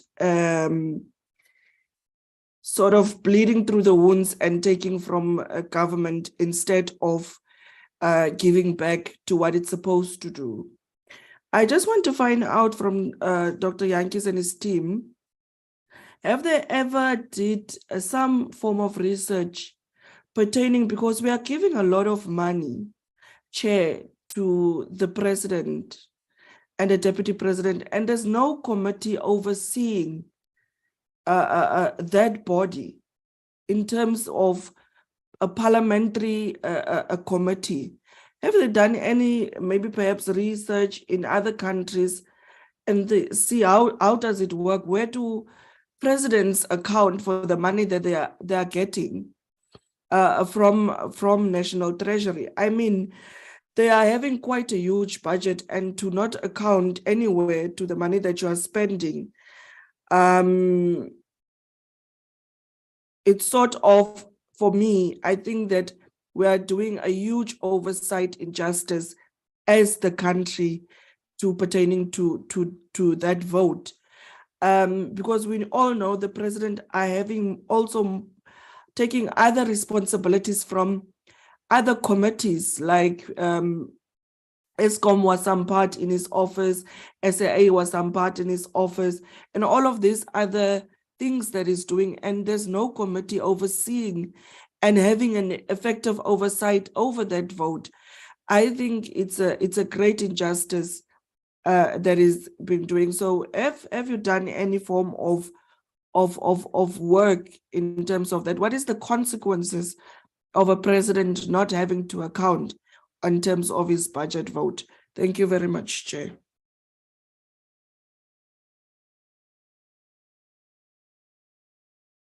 Honorable Nhlangwini, thank you very much. Honorable Sheikh Imam, please come in. Thank you very much, Chairperson, and let me welcome the presentation by PBO. All right, I have a few questions. First of all, can you tell me, let me start off by SAA. You know, SAA sold, I'm told, for something like 51 Rand. But what is important is not what it is sold for. What is important is that SAA is being sold to somebody who has no money to run it. That is my understanding, which it means we're going to have to provide them with more funding. And there's a lot of secrecy around. What is your comment or view on this deal that is going on in SAA by virtue of the fact that we will have to now bring them, provide them with funding, because we are told that they don't have any money, but we're selling it. That's one. On the issue of Eskom, can you tell me, what is your honest view on the fact that Treasury is providing an exemption to Eskom not to divulge their irregular and wasteful expenditure on their financial statements for the sole purpose of, in other words, in my understanding, misrepresenting the financial institutions so that they can get funding because we are tired of bailing them out. So in other words, they must go and get loans. But for loans, they have to show, financials that are credible. Okay? And in doing that, sorry about that, so that, what is your view as far as that non-disclosure of the financials? Now, I want you to explain to me, what is, in your view, the difference between loan, bailout, guarantee, okay, loans, bailouts, guarantee, and the non-ability or the inability of Eskom to ever meet and pay their debts in any case, which continuously means that taxpayer is burdened whether if it's a bailout, whether it's going to be a loan which they're not going to meet, or a guarantee they're not going to meet. It's a taxpayer ultimately. So can you explain to me what is the difference whether you now don't give them a bailout and you're giving them a loan because they're not going to pay, or they're going to go and borrow and they don't pay and we're going to have to pay? Maybe I don't understand. All right. Do you believe that we're doing enough in this country to deal with illicit financial flows, to boost our income, our revenue collection? And more importantly, do you believe that Treasury is doing enough to ensure that everyone in this country that's eligible for tax? And when I say this, I'm concentrating more on foreign national owning businesses in South Africa or working in South Africa, or businesses that have got offshore interest that are evading taxes. Okay, do you believe there's enough happening there? Now, what gives rise to this question for me is, you do know and understand that only a small percentage of people in South Africa pay tax. I think it's now from 13 gone to about 15%, which means they are bleeding. We are taking the blood out of the bone, and we want to take more and more out of them. What is your view if I say that if we enhance our revenue collection and get everybody to pay the taxes that's eligible, leveling the playing field, then perhaps we might end up being able to reduce the tax burden on the taxpayers in South Africa. Then I want you to know we spend a lot of money on student financial aid in the country. Do you think we're getting value for money? By virtue, and when I ask this question specifically because we have 60% drop out in the first year, there is no mechanisms to monitor who goes to college and who does not go. And they go on think on just to ensure that they get this funding. Do you believe that the criteria we're using is correct? Maybe something different has to happen so that, you know, this money that is spent, we get value for it.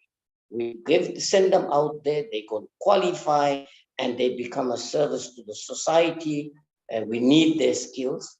Could you perhaps tell us if what you believe should happen? What is your view if I say that police officers in South Africa who are lowly paid must be exempt from tax? Do you think we can afford that? Do you think it's something that you would consider if you were in charge, given what they pay, their danger allowances, which is 13 Rand a day and things? Then can you tell me on infrastructure, which a lot of emphasis goes, and I must agree, infrastructure growth is what can boost economic growth.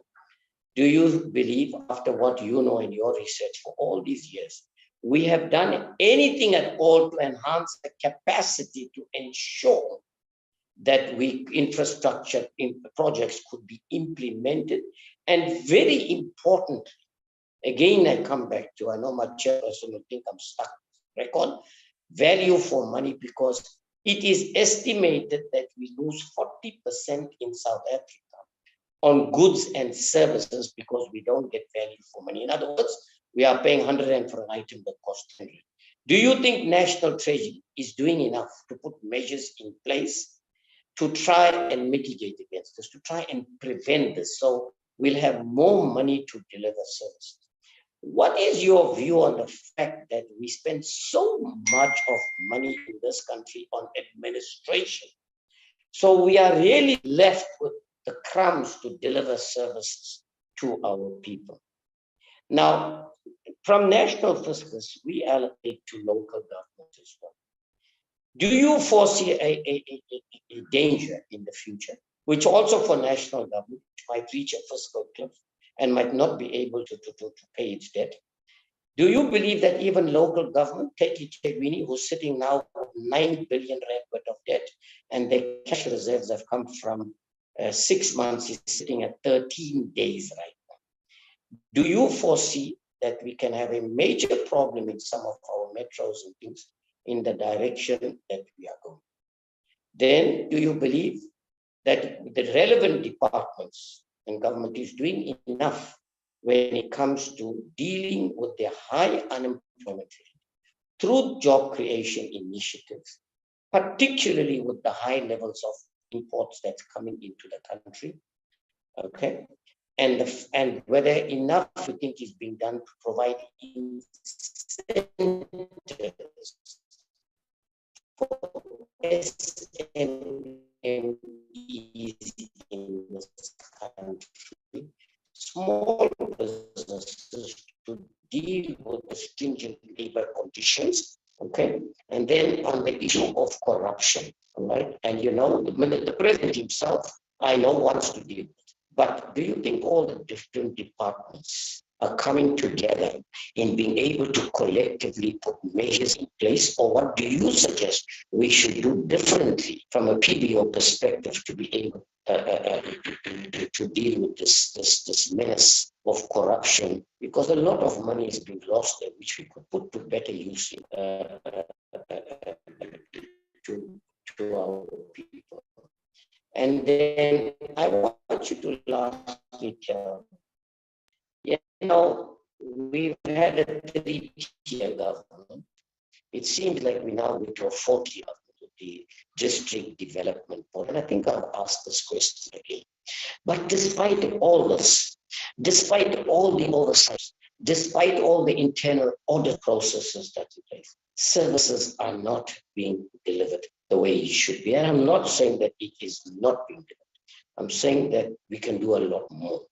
Do you believe that the relevant departments are doing enough? Do you believe there is coordination, there is interaction between the relevant authorities or the different stakeholders to come together so that we could address this? Let me stop there for now, Chairperson. Thank you. Honorable Sheikh Imam, thank you for that. And I allow Honorable Kaiso to come in. Thank you, Honorable Kaiso. Thank you very much, Honorable Chair, and Dr. Jantjies and your team for making this presentation. It will make us more wise as a committee to look at a different aspect of our task moving forward, because it touches on a number of areas. Others will be for even future discussion with other relevant platforms. Let me start here, Chairperson, on my questions. The presentation raised the issue around the duplication of functions. And I do believe that it's not for the first time that this presentation is brought before us. And now I think there must be a way that, because there is a state-owned enterprise council established to transform these state-owned entities. But I think there must be a way that we find to interact with the council to be taken on board as to, you know, the progress with regard to that. Because I think it's very, very much important in the light of the fact that we have 700 state-owned entities. And I also want to believe that each and every state-owned entity has a chief executive officer. Now, the presentation goes further to say, somewhere with regard to the remuneration packages, that it has become a very expensive exercise, financial exercise that is taking place there in as far as remuneration of personnel or compensation of employees concerned. Just the cream part of it, that is on the level of chief executive officer, earning 5.3 million per annum in the 23-24 financial year. We've got 700 SOEs. So my understanding, you correct me, my understanding is that each and every state-owned entity has a chief executive officer. So which I put it in the brand of being at the top. So if unless that 5.3 is not reduced, but the high for me would mean that is the chief executive officer, the earning 5.3 million per annum. So it's huge amount of money that you could have used for, somewhere cutting that or trimming that fat. So now you can understand that now the state, some of the state-owned entities are at a very poor performing state. But we have this, they have employed and remunerating people at 5.3 million per annum. And some are even failing to pay workers. So what do you say? Really, it reflects so bad to us that it doesn't make any sense. So that is why that it is so necessary really to look and reconfigure some of the state-owned enterprise without necessarily losing their job, as Honorable Nelson is saying, affecting their jobs. So perhaps the PPO would assist us there. Is the meaning of 5.3 million per annum for the 700 state-owned chief executive officer or something else? My second question is on the, I've heard once on the slide about the, on personnel, state personnel, especially you talked about the SANDF and the correctional service, that their numbers are increasing, but their budget is actually confined.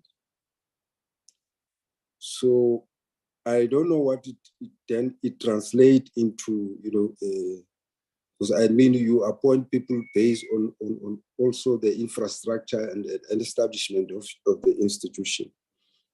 Whether is there something wrong there that you simply employ every week, irrespective of what budget you have or what. I'm not sure whether do you mean this is what is happening, because I would not foresee a situation where there is no budget, but you keep on employing every week without recognizing what are the policies and regulations are saying with regards to issues of budget. Or is it illegal employment or that we are referring to, or what is it when you say it is increasing? So it means then maybe somewhere, somehow budget is being diverted to unlawfully or irregularly. So there might be something that you have observed that is shaping within that regard. On the, let me go specifically, on the police, because that has been announced in the MTF policy statement around the issue of training of, looking at that sector or area with the employment or recruitment of interns of about 10,000 or so. So I just want to understand from PPO, do you mean that now that increase, that budget that you see is going to be absent? Does that mean that now the training of this police is not going to take place? It's no longer there, whereas it has been read that now at least annually 10,000 interns will be recruited for police. Do you mean that that has been removed? Is it what do you imply now? Lastly, Chair, is on Eskom. I just want to understand from PPO, because it's like we're saying the debt relief of Eskom, it's not going to be effective in the light of the fact that the 18% and other percentages in outer years is going to affect the impact of this debt relief. And then at the same time, you also say that there is a 7% inflation 2023-2024 financial year has now climbed to 7%. And I want to understand, do you imply when you say if the tariff increase is not going to be applied, therefore, ordinary people are forced to absorb the 7% inflation, then is survival by sword. So it really sounds very paradoxical. The 7% increase must be absorbed, and therefore agitate for 18% increase of already. Even the president has just really requested that now that should not be implemented or should be reviewed. The intention was that we need to address the poor who are unemployed, because we have read 32 it's over 32% of unemployment. So it does really tells you that nobody would really be able to afford 18% and is unemployed moving forward with a percentage of 7.7% of inflation. Now, lastly, Chairperson, is on the issue of wealth tax, because I don't think enough has been done. I just want to get the opinion of the PPO. That do you think the sooner the rich are being taxed, so that they can subsidize the poor, can be realized? Do you think that can improve the life of the poor? Because I believe that the rich need to subsidize the poor when it comes to taxation. So they can't be taxed. The poor can't be taxed the same as the rich. So the rich must subsidize the poor so that they can benefit out of the wealth of the country. Chair, I think then the rest, I really rest my case for now. Thank you very much.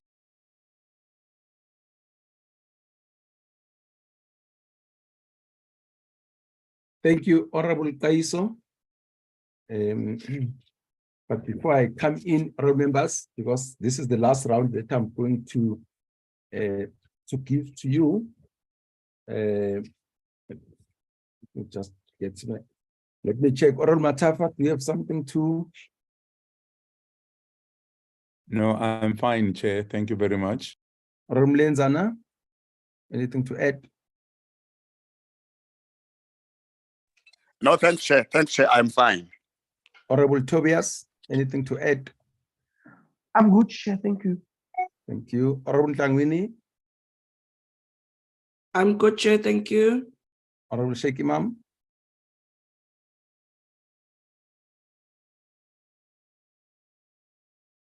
Honorable Kaiso.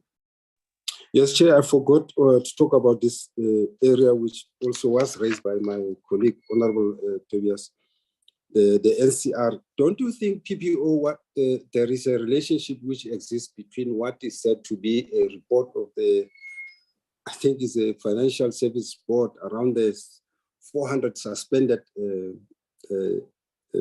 agents or service providers who have actually done something wrong with regard to how credit should be, offered, including robbing the poor, or throwing them into debt, etc. Don't you think there's a relationship between that report and what has been raised here with regard to NCR? Thank you very much. Thank you, Honorable Kaiso. Let me come in. Thank you very much, Dr. Chanchis and the team for the presentation. Let me start by saying, Honorable Sheikh, we appropriate over 2 trillion rand from the committee and this parliament. So it's proper that we should not tire to raise the issue of value for money, because that's what we are about in terms of service delivery and in terms of ensuring that we are not being overcharged. So my first question will be, you made the point that National Treasury is being over-optimistic about the GDP growth. What are the implications of that? Just question number one. Next question. The question is, we have always maintained that the panacea for our budget and for us to be able to deliver on the socioeconomic expectations of the country, the question of economic growth is paramount. So my question is, with this rise, with the rise on interest rates, for instance, with the last increase in the repo rate of 50 basis points, which was announced by the MPC a few weeks ago. So where is growth going to come from? Yeah, let me leave it at that. What's your comment? I'm looking at the macro environment generally. Next question, or I would like to hear a comment on the realization of the small business master plan considering the budget of small business development. So I'm going to be able to realize that. Next question. Yeah, it's more about a clarification. We looked at certain budget votes, and you said when you add direct charges, they increase. What exactly are those direct charges, or perhaps just defining the direct charges, and why must they always come separately from the budget? As my next question, about the goods and services, the percentage which goes to goods and services, it's 7.7%. And then on the transfers, you have got 69% transfers. So my question is, 7.7% doesn't it underestimate goods and services? Perhaps the question is, do we know how much of the 69% goes to goods and services or infrastructure? I hope you get my question. The next question, we see that contingent liabilities are decreasing, but obviously sovereign debt is increasing. If I'm correct, from your perspective, what is better to have and why? Higher sovereign debt or higher contingent liabilities?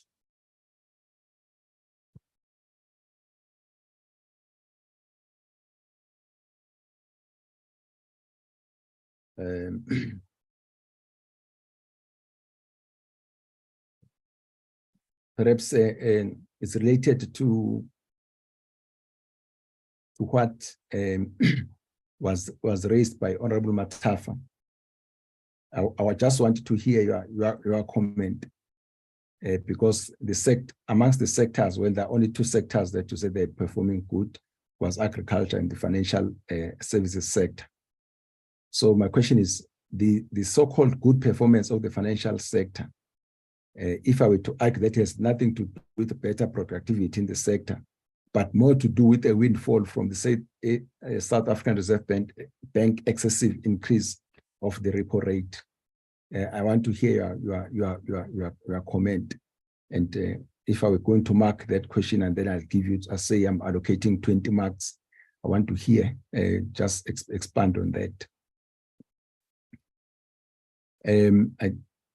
The question of exemptions of Eskom, it's out there, and the argument which is coming from National Treasury is that basically it's not a good indicator of non-performance or better performance of an institution. So my question is, what do you think, why should we continue having it then on the legislation? It's either we need it or we don't need it. But again, I would like to hear your educated opinion on that one. Those will be my questions, and back to you, Dr. Jantjies. You'll decide who answers what, and once you have finished with the questions, please bring the meeting back to me. Thank you. Thank you so much, Chair and members, for such a very important questions. We always really appreciate these questions because also they place a guidance to us in how we support the committee. Thank you so much. I think I want to also take opportunity to thank Honorable Tobias, and yes, thank you so much. You know, and we always appreciate your guidance and for recognition of our work. You know, I'm still here. We're still here. I'm getting gray hair. You know, I don't know whether it's the work that we do here, but I'm still here. Thank you so much. You know, the issue, I'm touching some of the questions, chairs and members, and I'll give my colleagues to touch on some of the issues as well. I think some of the questions will maybe request time to do it in writing. Maybe the colleagues from the Secretariat can also help us some of those detailed questions. But I think I want to start with the issue of Eskom. And there are many questions asked by many members on that. And I think, you know, I'll start by saying, last week, you know, I attended a meeting with my fellow OECD, my counterparts from OECD last week. And one of the themes of our meeting was around the climate change and the public finance role in particular, and really the discussions there to say, how do as economies have a good balance between intervening with dealing with climate change matters, but also ensuring economies continue to grow and produce development that requires, but also ensuring that these climate change interventions in economies are also pushing ahead with the growth. I think I'll start that premise in that debate. And it was a very contested debate, and it's clear that South Africa is one of the countries that are doing quite good in really pushing a budget to use budget as dealing with the climate change issues. But I think at the same time, it's important to recognize our concern with the situation of energy is really around how much government support is being put out. And our concern around the debt relief that put out is really, it's more towards supporting the balance sheet. So in our analysis, our brief here, we're concerned that that's not enough. We need to support the energy entity to ensure that there's availability of electricity.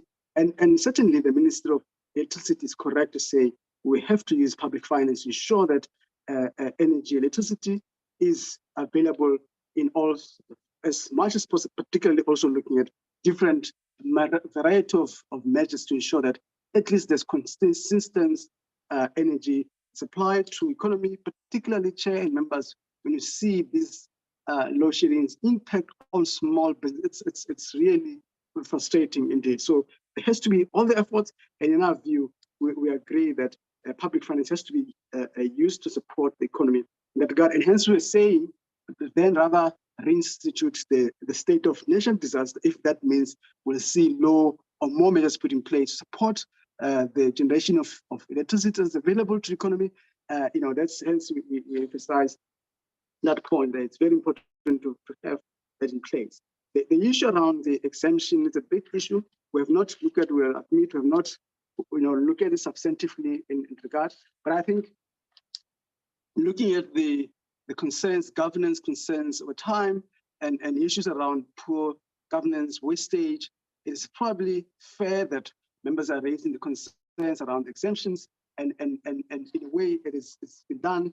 And I think there's an issue here to say the ministers probably think it's right to use the law to implement this. Maybe there has to be a lot of conversation, a lot of time to say, how do we deal, or how do we avoid this consistent governance failures by the energy supplier entity, which might anyway, the perception is that that could be used to hide those. So it's a very two-pronged approach, but we will definitely have to look into that in detail. But we support the concerns that the perception that would raise is that that would lead to more failures not being detected as it's required. Because remember, the purpose of financial statements to tell us, the users who are not part of the entity, what is really happening in the entity, and such measures to be in place, also without disqualifying the powers of the minister. That's what I'm saying, it's two-pronged there. The Parliament has to review that, see how can that be more oversight around that, but it's a fair consideration. But I will want to look at that in detail and provide committee. And maybe the timelines, we haven't looked at the timelines, but more time is required in our view with specifics in terms of how to make sure that we avoid some of these failures that we've seen, that are so evidently we've seen, failures in corruptions and so many other things that we've seen at least been put out. The issue around the restructuring of SOEs, it's a long overdue matter. We've raised this in the report in 2014, but also citing the Presidential Commission report, which 2011 Commission report, which have already announced the need for restructuring some of the SOEs. In particular, in our view, the restructuring has to ensure that the developmental mandate is being addressed and support for the economy, particularly that understanding that the SOEs are there to deal with market failures. And that's also the debate around how much support Eskom. There's also issue around the policies, indigent policies, which it plays a space in how much Eskom is able to provide electricity in a more sustainable way, and how much that has to be borne within public finance in particular. The issue of underspending, we've done some work. Would like to ask the committee over the next term or later to give us space, because we'll have a lot of discussion. We've put out a brief around that. We'll look at different spending, the reasons around it, and in particular, trying to highlight what are some of the challenges. Send it, particularly those reports, those briefs, that I'll allow Mr. Sipetelo similar to give some overview brief around that. The issue of the government, the economy, and the role of government is a very important issue. I know the colleagues from the economic class will spend more time in it, Dr. Mohammed will spend more time on it, but I think it's very important to understand that the government has a more important role to play in the economy, as we've seen over time, and also the fact that in many ways, playing in the economy, spending in infrastructure, which in a way provide for economic growth and sustainability of service delivery. There's so many roles, and if that declines, that role declines in the form of macroeconomic interventions, we'll see declining in microeconomic performance. And we've seen that over. There's clear evidence. We put out a document last year in midterm budget, which shows that the lower role government plays in the economy, it has far much implications for the microeconomic performance, and we've seen so much lack of growth and lack of employment and so many other as a result of lesser government participating in the economy. The issues around the other revenue, I think we have raised this as one of the issues that I discussed at the OECD with my OECD counterparts last week. I had a bilateral discussion with my Brazilian counterpart. It was quite interesting. She was referring how much they have went on quite extremely advising how much government has opportunity to raise additional revenue from high profits that have been raised, but also from the wealth perspective to generate more revenue to support government. But I think the debate about having need for additional revenue spend, it's a misnomer, particularly if you really debate and stand of the government vis-a-vis household or a business. Government spend on policy and raise revenue later. So that has to be understood, that we cannot say because of lower revenue, we can't spend. Or we have to rely on revenue to generate to spend. The government has spent on policy provisions, and that has to be seen within its role in the economy as a whole, not the way we see household where you have to have salary or government business and so on. But there's a huge evidence globally that shows that there's a potential for the additional revenue from high profits that are made by sectors, businesses, and also, in our view, raises over time. Government has not provided evidence of why they have not raised additional revenue from high profits and from also wealthy taxpayers. We haven't received evidence that will not raise that will lead to destruction and so on. It's always been a statement: we can't raise revenue because there's too much tax. But there hasn't been evidence. But evidence globally shows that there is a space where we see more profits, particularly in sectors. One of the debate, I was reading an article yesterday, which shows that actually financial sectors benefit a lot from the inflation. To a point, we saw in the literature that about the financial assets costs have increased by more than 25%, 25%, 40%. That shows you that there's so much money in the financial sector, which as a result of the monetary tightening, have went a lot to those sectors. And why having raised the additional revenue in the sectors has been fair justification in our view, and we still call for a need for additional imposition on high profits and on wealth, as we've done consistently over the years. The issue around the governance and vote one, we have been asked to do the work around there, and as I've been advised that we've been invited to give an input on the rules committee around the vote one and its the vote one and oversight tomorrow. So we have done some work around it. I think some of these issues are related. I'll give the team to come in, Chair, and then I'll come in lastly at the end of it. Colleagues, I'll start with Dr. Olandi and Dr. Siraj, and just like that, colleagues. Thank you so much, Chair and members. Thank you, Director.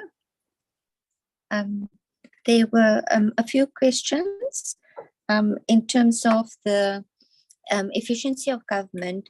The thinking behind this is, members, just to basically start the conversation in terms of the efficiency, because in quite a few of our meetings, the chair also asked, but where will the money come from?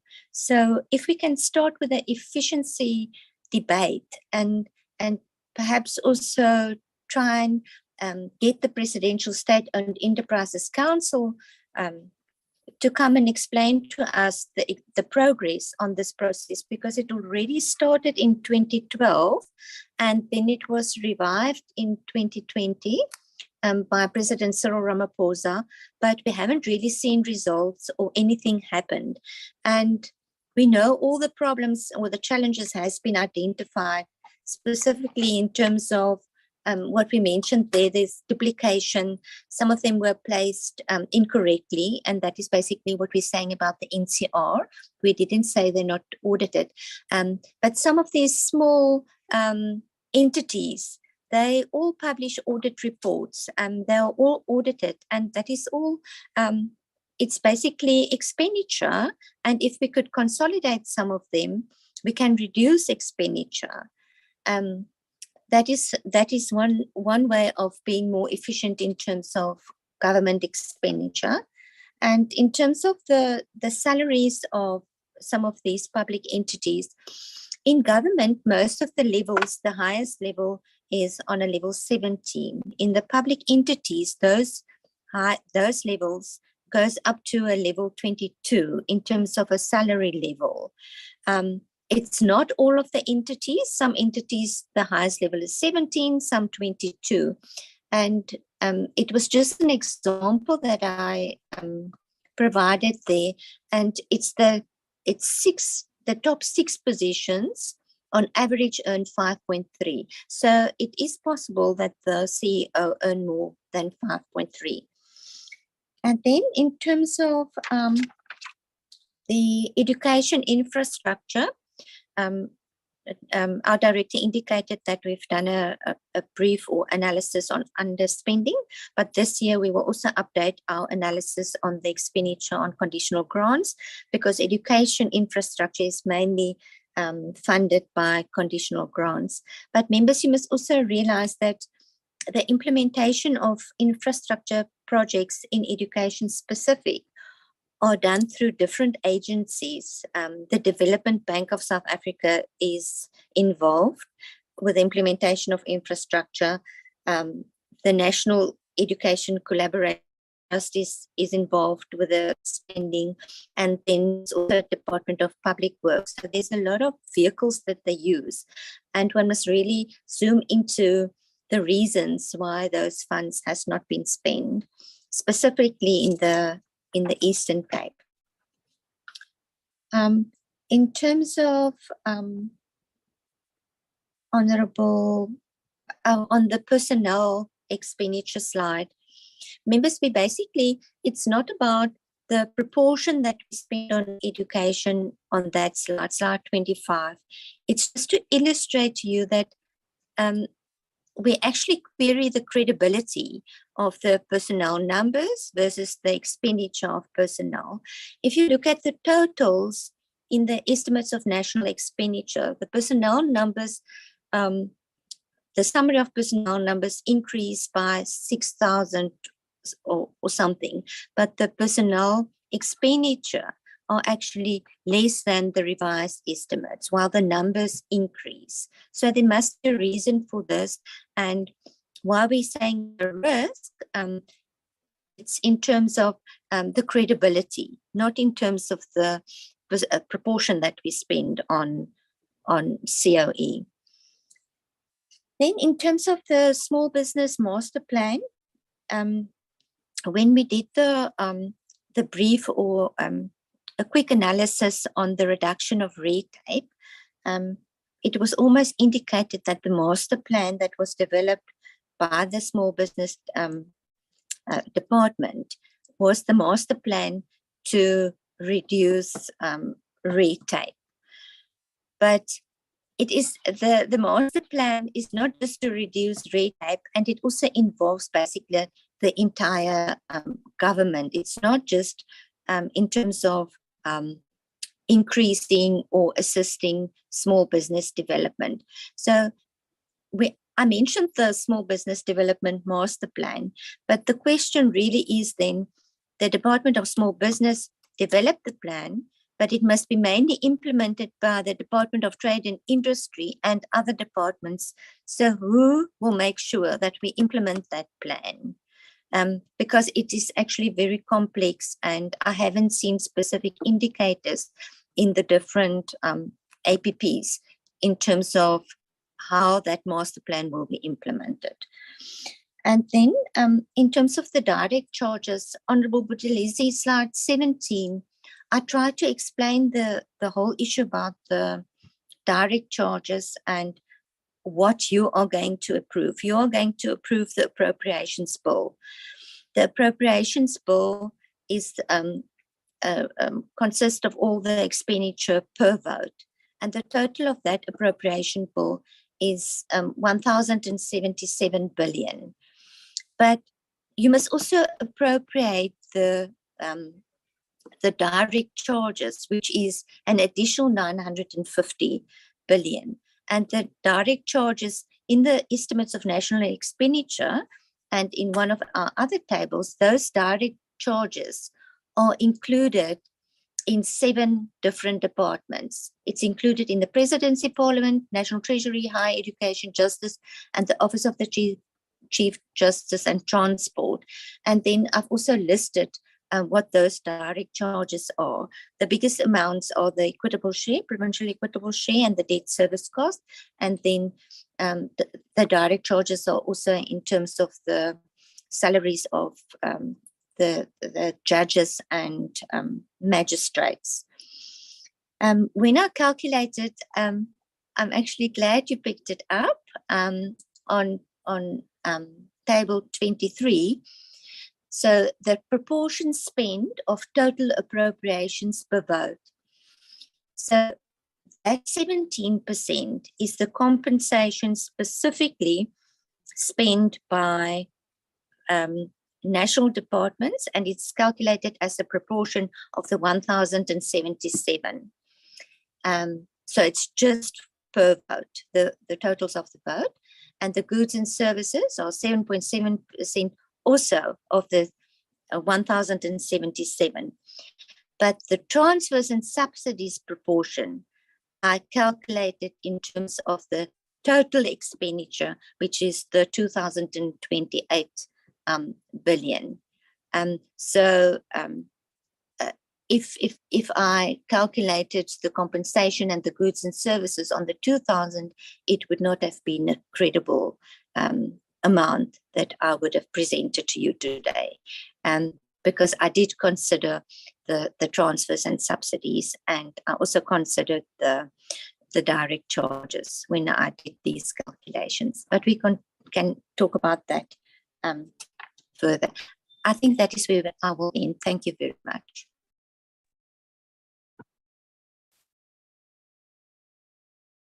Okay.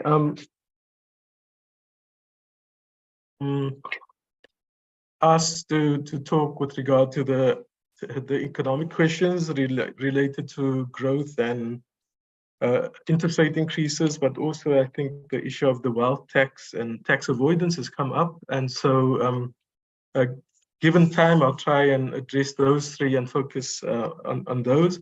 I think the questions asked by Honorable Matafa and the link between economic growth and the budget are really important questions. And I think the Honorable Chair also made those links in his questions. I think I'll start there and to say that, so Honorable Matafa said, is it only government activity that leads to growth, or is it private sector as well? And spoke about the correlation between private sector activity and economic growth.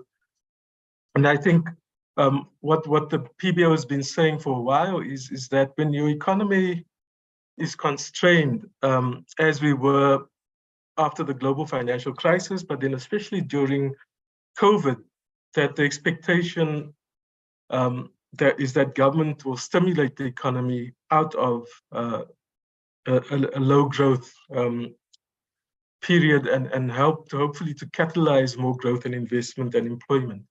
But I think Honorable Matafa also spoke about, what's the windfall in the financial sector. I think the Honorable Chair also spoke about that.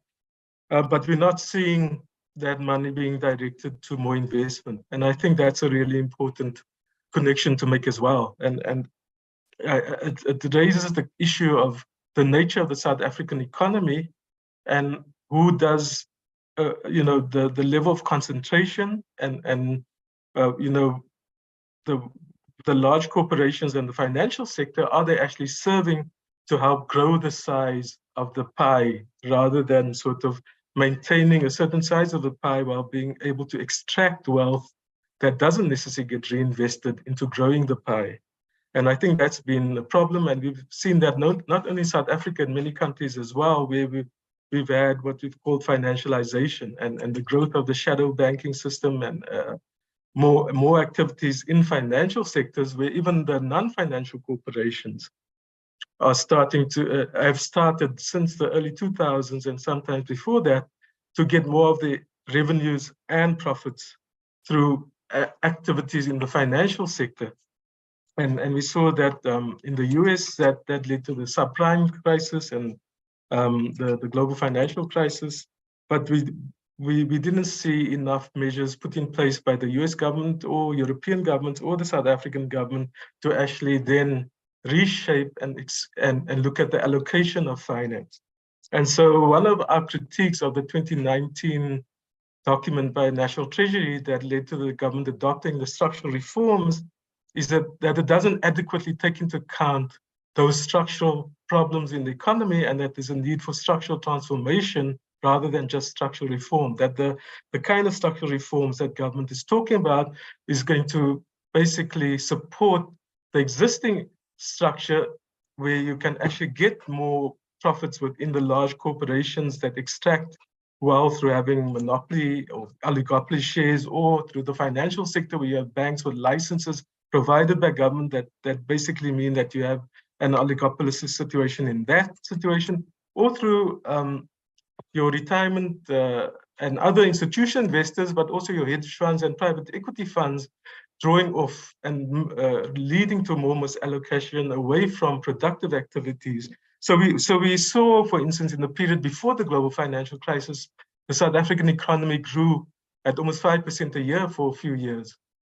But I argued in the work that I did before I joined the PBO that you can talk about good growth and bad growth. And we saw increasing debt, we saw increasing the overall levels of debt in the economy, but we didn't see the equivalent amount. We actually saw a small fraction of that actually go towards gross fixed capital formation and growth. And so we didn't see the size of the pie increasing.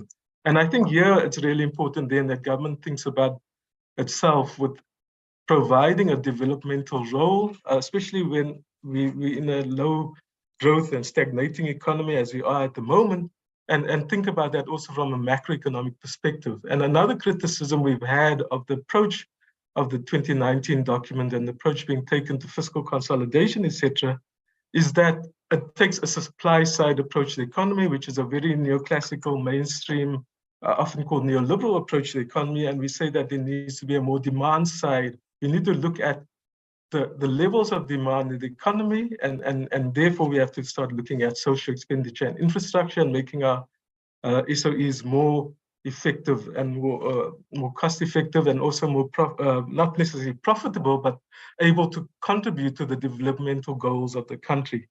And we see the size of the pie, the economic pie, growing if we can increase household demand and the ability of, especially of poor households, to be more economically active, increase their productivity, etc., through that.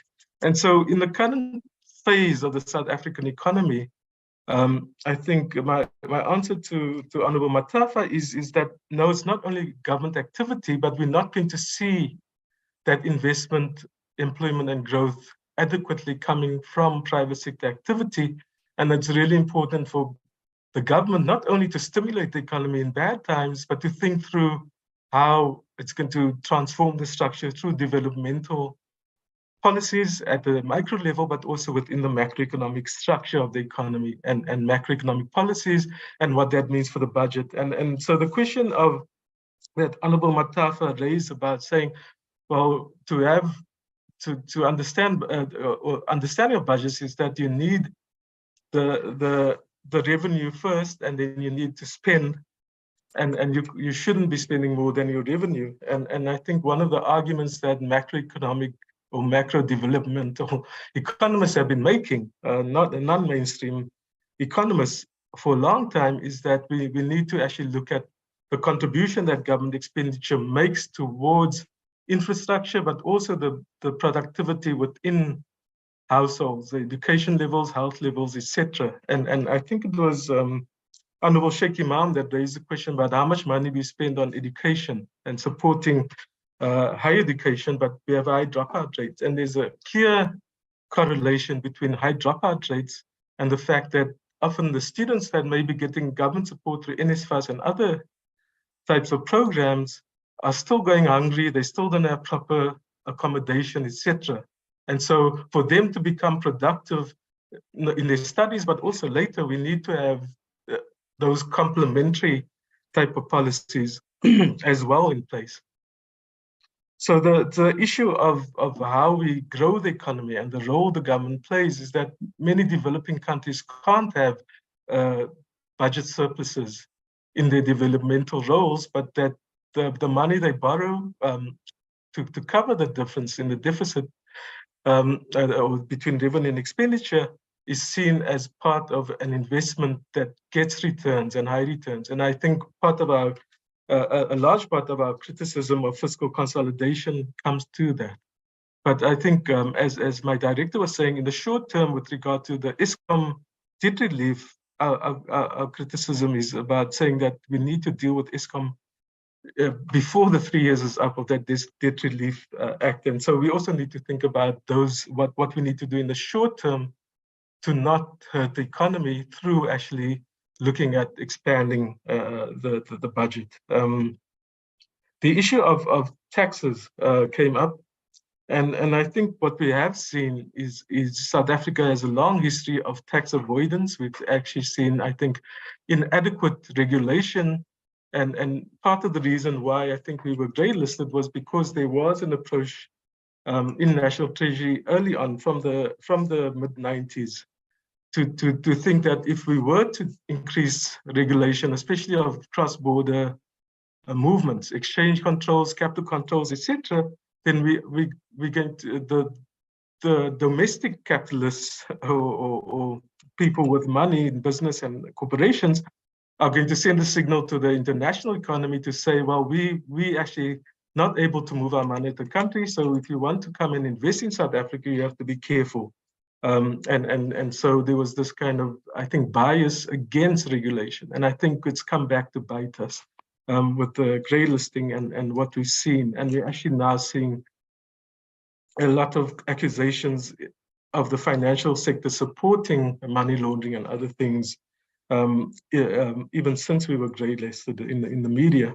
And so we need to think about the role of corporations and the financial sector in tax avoidance, in illicit financial flows, and how we actually stop that.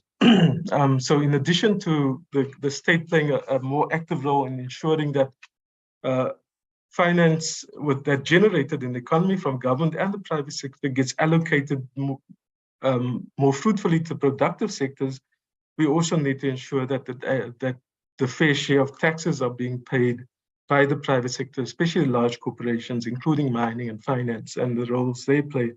Then on the issue related to that of the wealth tax, I think the issue isn't only for mere wealth tax. The issue is understanding the huge levels of inequality and the role that taxes play as a tool for redistribution by government.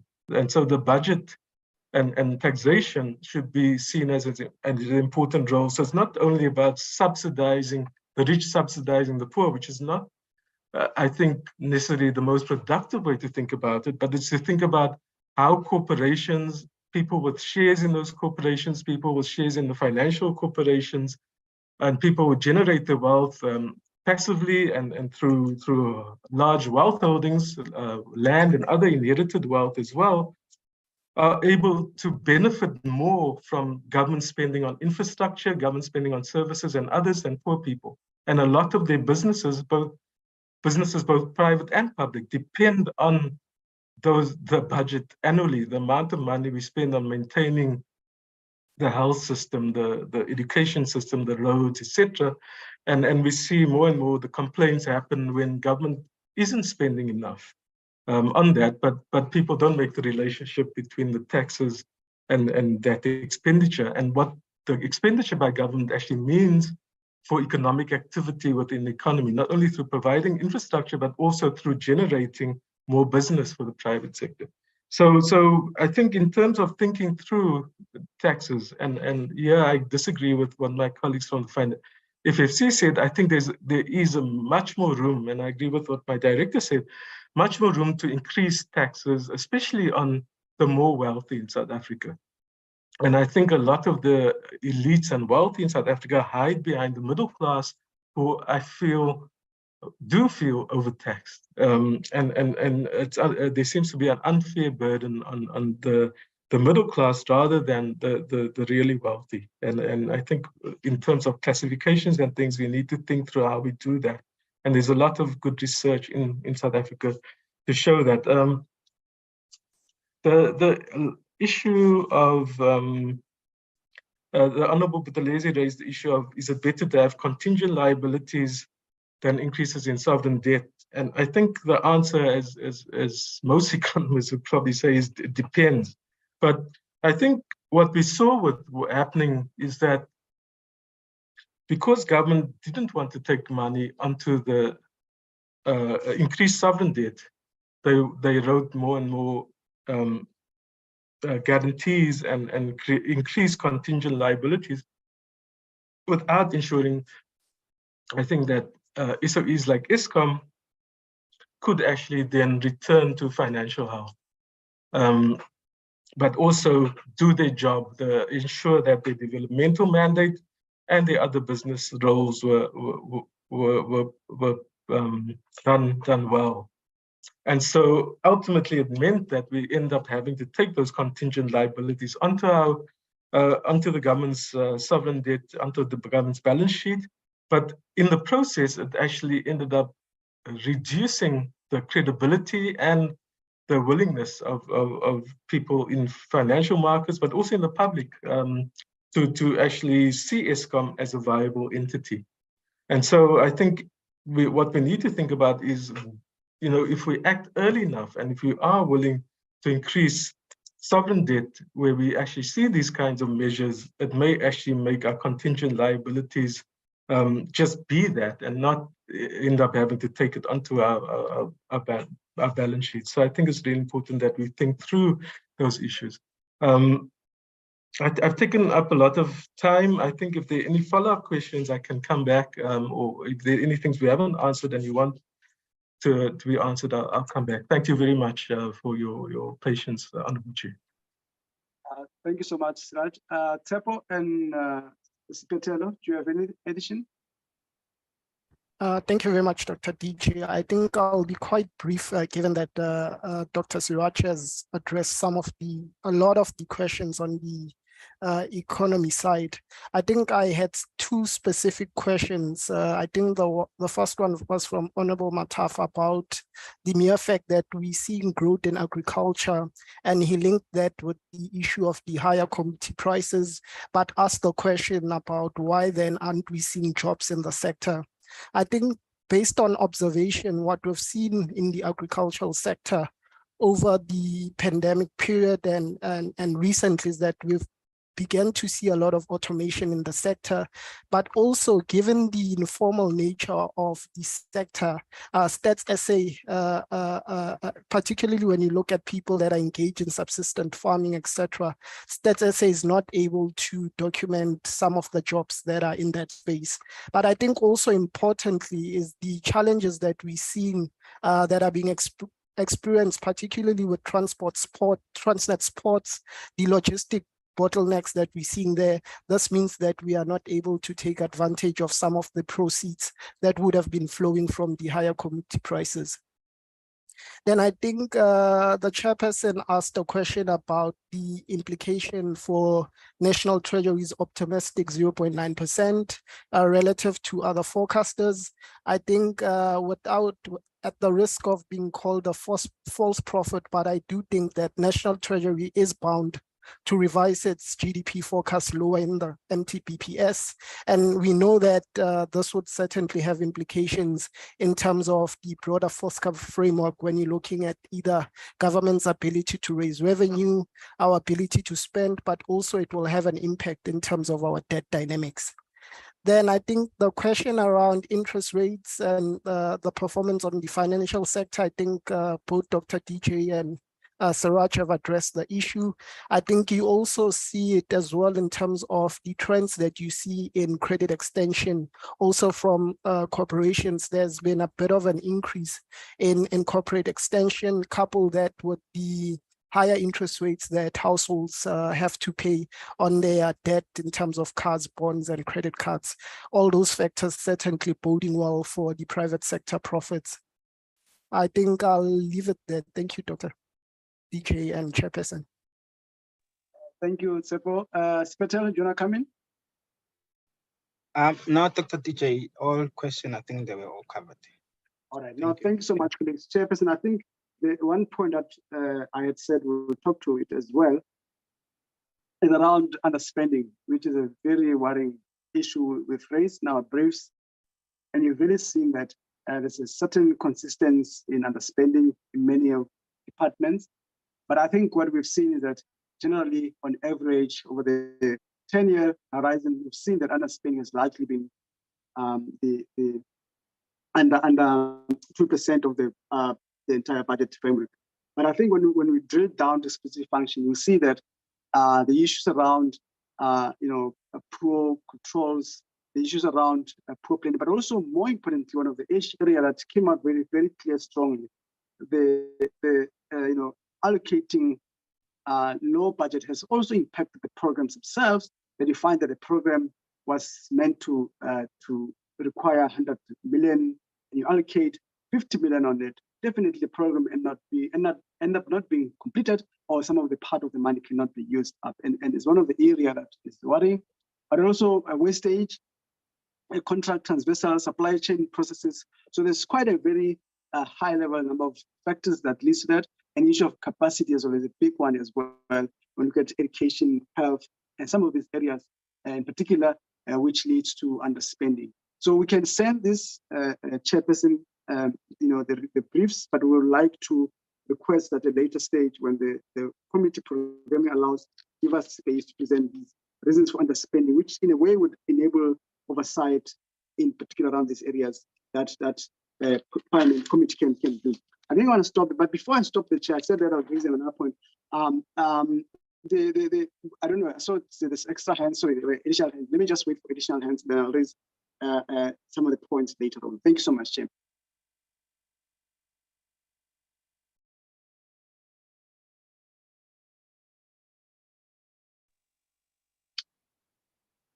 We are done, Chair, for any further questions.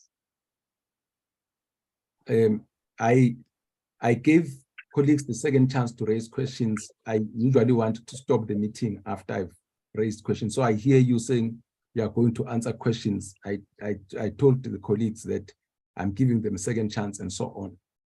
So I think I'm going to do it for the last time today.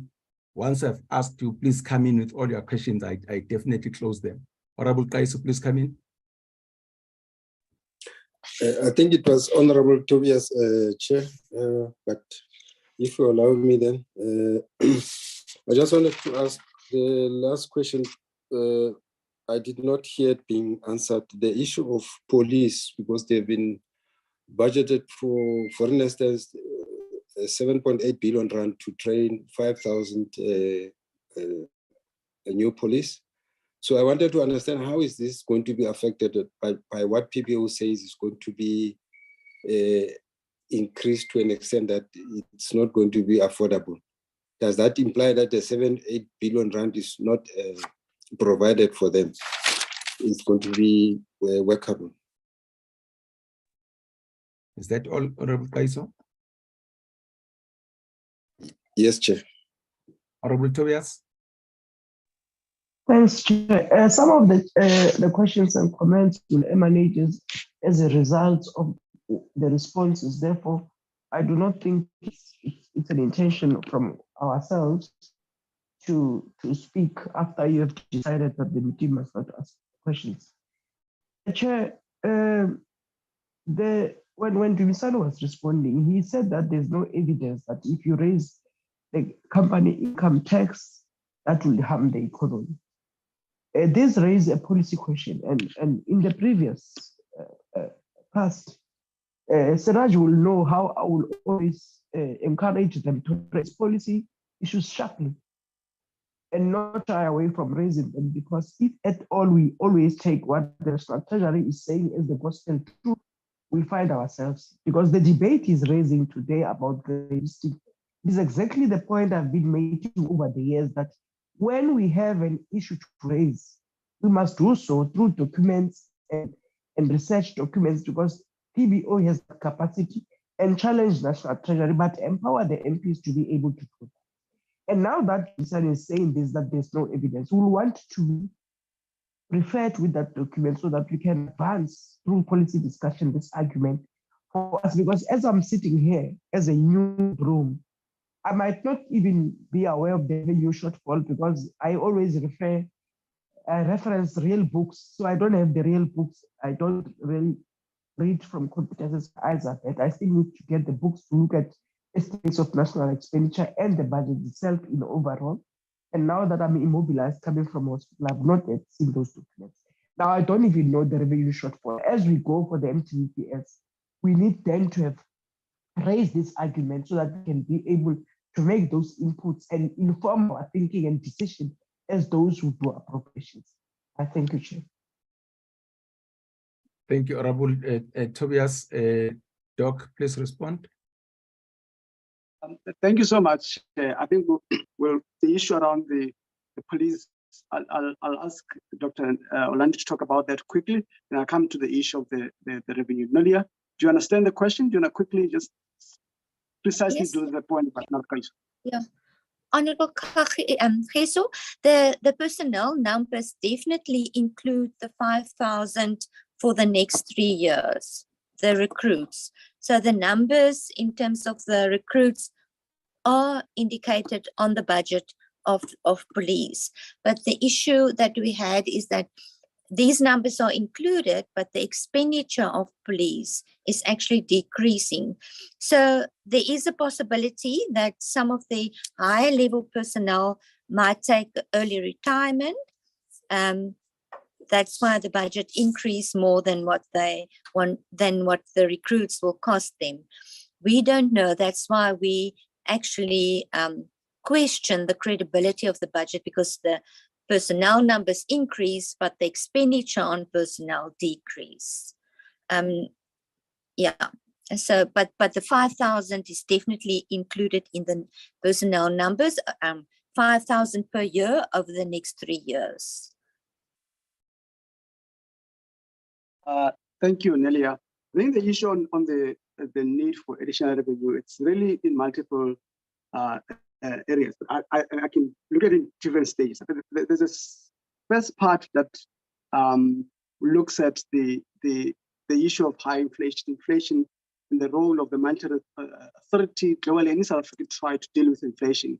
And that has obviously asked many questions in the literature, but also in the practitioner to say how much of this inflation is really pushed by higher profits or passing of the costs to the consumers who many clearly evidently can't afford it, and maintaining higher profits. So I think that's the first part, and how much can the fiscal policy from that perspective be used to deal with the inflation as opposed to living a monetary policy which has not been very effective completely in a way, and really using also fiscal policy, imposing more taxes to try to discourage a higher cost of profits in particular, and also, that's the first part, using both fiscal policy but also the higher price fixing, and dealing with some of those myriad issues that lead to higher profits. But I think what we want to do there, which I want to do with the team over time, is really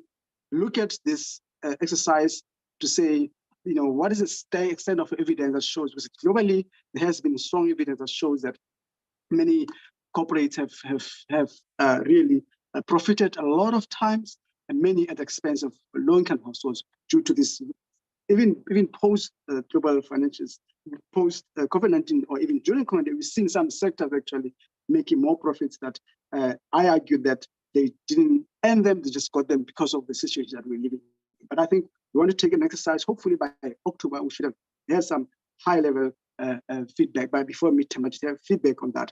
The second part of it is a long-standing argument we've had over time that the argument around that tax rate of corporate tax is high is actually lack evidence, given that effective tax rate on corporates has actually been far lower than our rate in itself. And we have continuously asked that in a policy that says we can't raise taxes in some of these sectors or some of corporates or some of the wealth tax, there has to be evidence that provides that it has actually have an impact on the economy. And I think strongly now we have not seen that, and I think as part of exercise we would want to invent that stage for more evidence that shows that actually there should be a consideration to the fiscal policy, how that can be used as a way of supporting. But I think this brings me to the last point, Chair, I wanted to raise, say, Parliamentary Budget Office in a month or a month's time or next month, it will be 10 years since the office was established. It's been a very long time. And I really want to raise this because we have had a lot of concerns. So clearly, a more extraordinary point I'm raising, but I want to raise it here that the office has been in place for 10 years.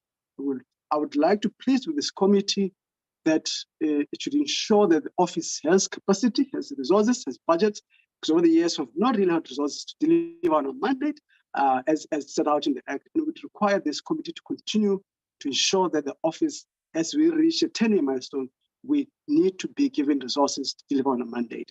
And it's a very important consideration that we plead with this committee that the office over the next cycle, it should have resources. It should deliver on some of the concerns or some of the capacity that our members acquire from us.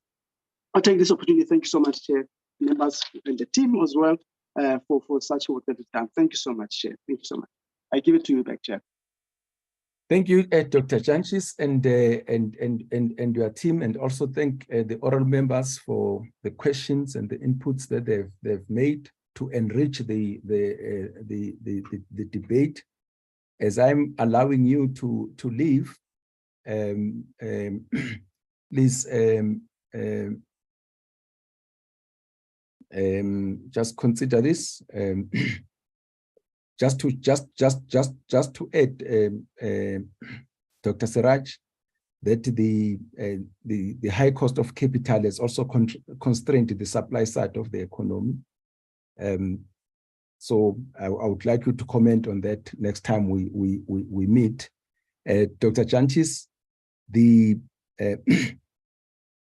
question of, we always talk about this thing, the question of tax avoidance, illicit financial flows, base erosion and profit shifting, that we talk about it, but and we always say it's big, and as you know, that big is quite a relative term.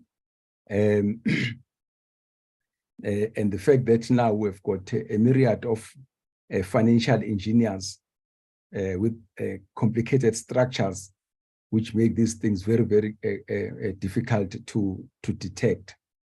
So here's your part course, Dr. Janchis. I would like you to do research on that one as our contribution to this debate. The last time I saw anything on these illicit financial flows came from a former president, Thabo Mbeki, but he was talking about the continent such, but I haven't seen this thing coming from us. I know that by their very nature, they become very difficult to detect. But I think as South Africans, we have always been talking about this thing, but a scientific document on which we base this, I don't have. So I'm just saying that as your part goes, please go and do a research on this, and with whoever you collaborate with. It's something that I think will help this committee, will help Parliament, and will help South Africans to come up with better instruments to deal with this scourge, which bedevils our economy. Number two, I think from your side, you do a number of researches from your side, Dr. Janchis. We don't have to wait for a budget cycle to share the budget, the research outcomes that you are busy with, and those research which can help these committees. I think you can always approach the committee and say, there's this research that I would like to share with the committee. I think if you have got that, please feel free. I know that we are very tight with our programs in trying to finalize the bills before us. But once we have approached the committee, I think we can always find an opening where we'll be able to where you'll be able to present and allow us to debate whatever we have brought to the committee. Is it the part course that you can go with, Dr. Janchis? Absolutely, absolutely. Thank you so much. Absolutely, we'll take this part course and we'll definitely implement. Thank you so much, and we'll keep on in touch with the office. Thank you so much. Lead the committee. Thank you, Chair and members. Thank you. So, sorry, my apologies, Chair. I just want to maybe perhaps Dr. Janchis also to look into the document or the proposals that EFF have submitted to the Finance Committee on illicit flows. He will find also some valuable inputs in the Chair. Thank you. Thank you very much. Those are source documents, Dr. Janchis. Thank you so much, honorable members. It's an interesting debate coming up. Can we then, as I said, I know now Dr. DJ and your team, thank you very much. Can we then go to the next agenda item, Darren? Any announcements from your side? No, Chairperson. The next meeting is next week, Tuesday. We will be receiving a briefing from Eskom and Public Enterprises on the Eskom debt relief bill. Thank you, Chair. Thank you very much. Please also, Darren, let's try to get these documents from them a little bit earlier so that our members can have an opportunity. They shouldn't come on Monday because you find that we are everywhere and we don't get an opportunity to read for the following day. So if you can just push with them that. That's fine, Chairperson. Yeah. Well, the PLO is on the platform, so he can relay the message. Thank you. Perfect.